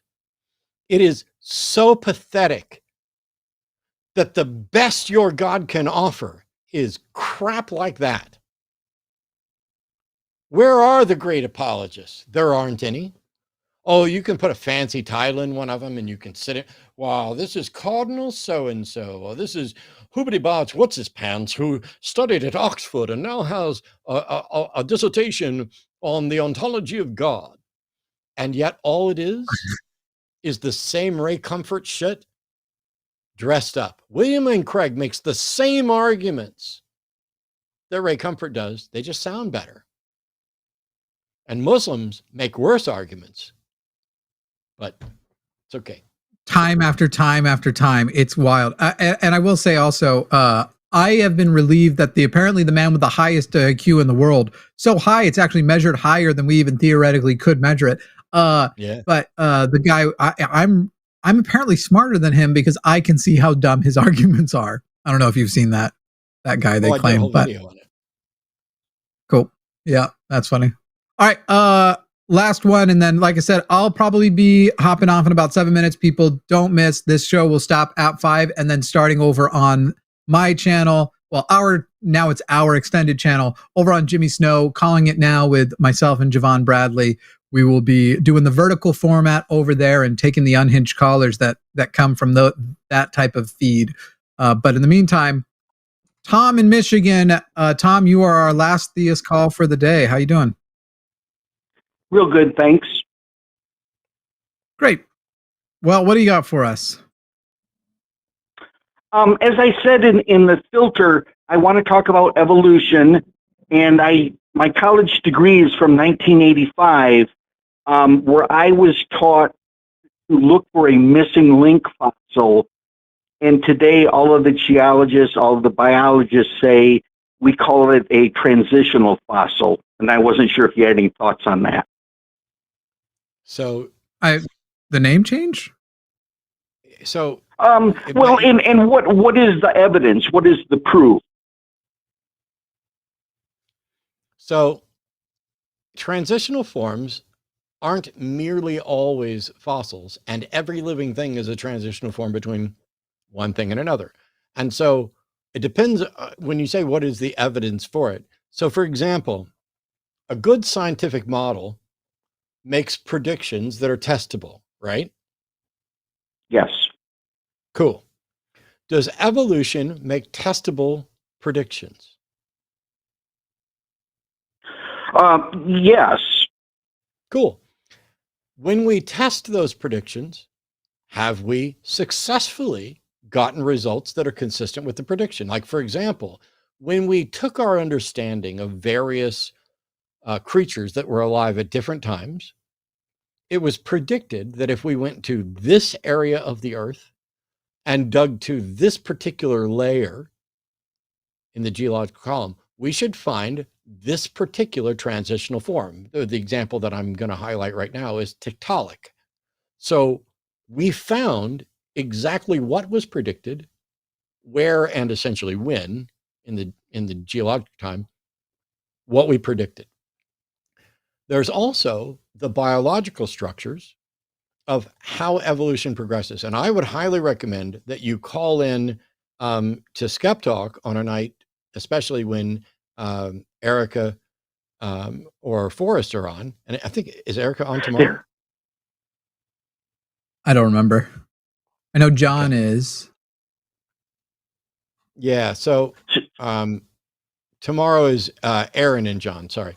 But in any case, you're aware that even in the Dover case on evolution, that Catholics are fine with the notion of evolution, and a Catholic scientist came in to confirm that we can be confident about our common ancestry with the other great apes, in part because of the fusing of chromosome 2, that there are telomeres there that demonstrated clear fusing, which explains the difference in chromosome count between. And if you make adjustments for that, we line up and are like, we're 98% the same as chimps and bonobos and stuff. And Erica is pounding her head against the wall right now going, oh, no, you're saying it wrong, but you're really trying. And that's sweet. And you should definitely listen to her more than me. But we have evolution by means of natural selection is the model that is most consistently reliable in describing and explaining the diversity of life on Earth. What is it that you're looking for or stuck on? First of all, I can't see Erica, but wave and tell her that I'm trying to say hi. I'm a little bit confused on how to get the show right, but a lot of this is simply terminology. Is the missing link the same as a transitional fossil? Or did I miss something from 1985 to 2025? It's more like the concept of a missing link was a poor way to put what they were trying to suggest, and transitional fossil is much better. Because the concept of a missing link is broadly categorical, and we don't even know that every category we would fill in as a fully different species, maybe subspecies. And right now, there are certainly fossils in the throughout history that we look at that we do call separate species that, were they both alive today, we may not have categorized them as far apart, or perhaps even the opposite. We would have categorized them further apart, but we're working with the best we have. The concept of a missing link isn't that helpful. Yeah, if you imagine there's a supposition that, go ahead, Tom. Well, I was simply going to thank you. Go ahead. Okay. If you imagine, here I am, a modern human. if we go back to something that we suspect might be a direct ancestor that we have a fossil for, there are X generations between that supposed ancestor and me. And when they say find the missing link, as Jimmy pointed out, that's a really bad way to phrase things, because they're suggesting that there is a link between that, but every generation is a link between that. And one of the things that's wild is if you line up all the hominid skulls and go ask a creationist, at what point is this human? And at what point is it something else that is not in the direct lineage of human? They will not be able to draw the line in the same place. And so whenever you fill a gap, you actually create two more gaps. Like if there's 5,000 generations between me and something, and we find one exactly in the middle, instead of one gap, we now have two gaps, but we have more information on what's going to fill those. And if we fill those two gaps, now we've got 4 gaps. And this will continue to increase the number of gaps, but decrease the magnitude of gaps. When you have all of them, when you had every transitional generation, there would be no missing link. And so early on, we didn't have enough fossil information and we didn't have enough genetic information. And so it was, hey, we think there's a link between these two things, find it. When really, there's 1,000 generations of links between those two, and we're going to find them. Does that make more sense? Basically, you transitioned from 1985 to 2025. Yeah, I caught up with you. Well, I probably didn't. I'm probably still stuck in 1999 or something, because I don't have a degree in this stuff and don't know a lot. But I definitely would recommend tuning in, talking to Forrest, talking to Erica. They can do so much better than I could ever hope to do to explain anything about evolution. But did you have another question or concern? Well, basically, you answered it, and I'll call back tomorrow and try and talk to Erica. Oh, she's not on tomorrow. John Gleason and Aaron Adair are going to be on tomorrow. Now, Aaron's a physicist, and John's an engineer. But between the two of them, I think they probably might have a better understanding of evolution than I do, for sure. I mean, today's show is mostly about, gods and the supernatural and stuff like that. I did have a question for you, if you don't mind. Erica's on Chewed Gum Tuesday. Yeah, go ahead. Oh, Erica's on Chewed Gum Tuesday night, but I'm not sure that that's the place to necessarily ask biology questions. It says here that you're a theist and you're asking about evolution. Don't worry, I'm not going to put you on the spot to defend your God belief. But what I do want to know is your theism in any way challenged by the notion that evolution by means of natural selection did occur? Like, does that offer a challenge to your theism at all, or is this just a side interest? I'm trying to answer your question in 2 minutes or less, so bear with me. But simply, it's in stages where I was taught the Bible in elementary school. Then in high school and college, I learned evolution. And now in the year 2025, I'm learning about theistic evolution. Yeah. So in some ways, yes, but in other ways, I'm learning that in the world, there are other people who believe in theistic evolution. Yeah. I wish we had more time, Tom. I wish we had time to have a conversation, because I was raised in primarily a Southern Baptist, kind of environment. And I genuinely don't remember what I believed about evolution when. Like, early on it was God did it. And then later on it was, evolution did it, but God was involved, or God tinkered, or what. I'm 56. I can't remember back to what I thought when I was 8 or 10 or 12 or 18 even. I can't remember what I had, what I thought last week probably. But I do remember going through those various views. And I'm always interested in finding out where people are, because to me, it came down, and I'm going to leave you on this note because we've got to cut to the other show. For me, it came down to one simple thing. Evolution, we have good reason to believe because there's evidence. If there is a God that in any way guided evolution, we would need evidence for that. And I have yet to see anything that demonstrates that a God could exist, does exist, or could or does intervene in reality in any detectable way. So we'd need some really good evidence before we could justify saying, I accept evolution, but I think God, guided it. Sounds good. Thank you. Thanks so much, Tom. Appreciate it. It's a difficult thing, and there's a lot of things to consider and weigh in.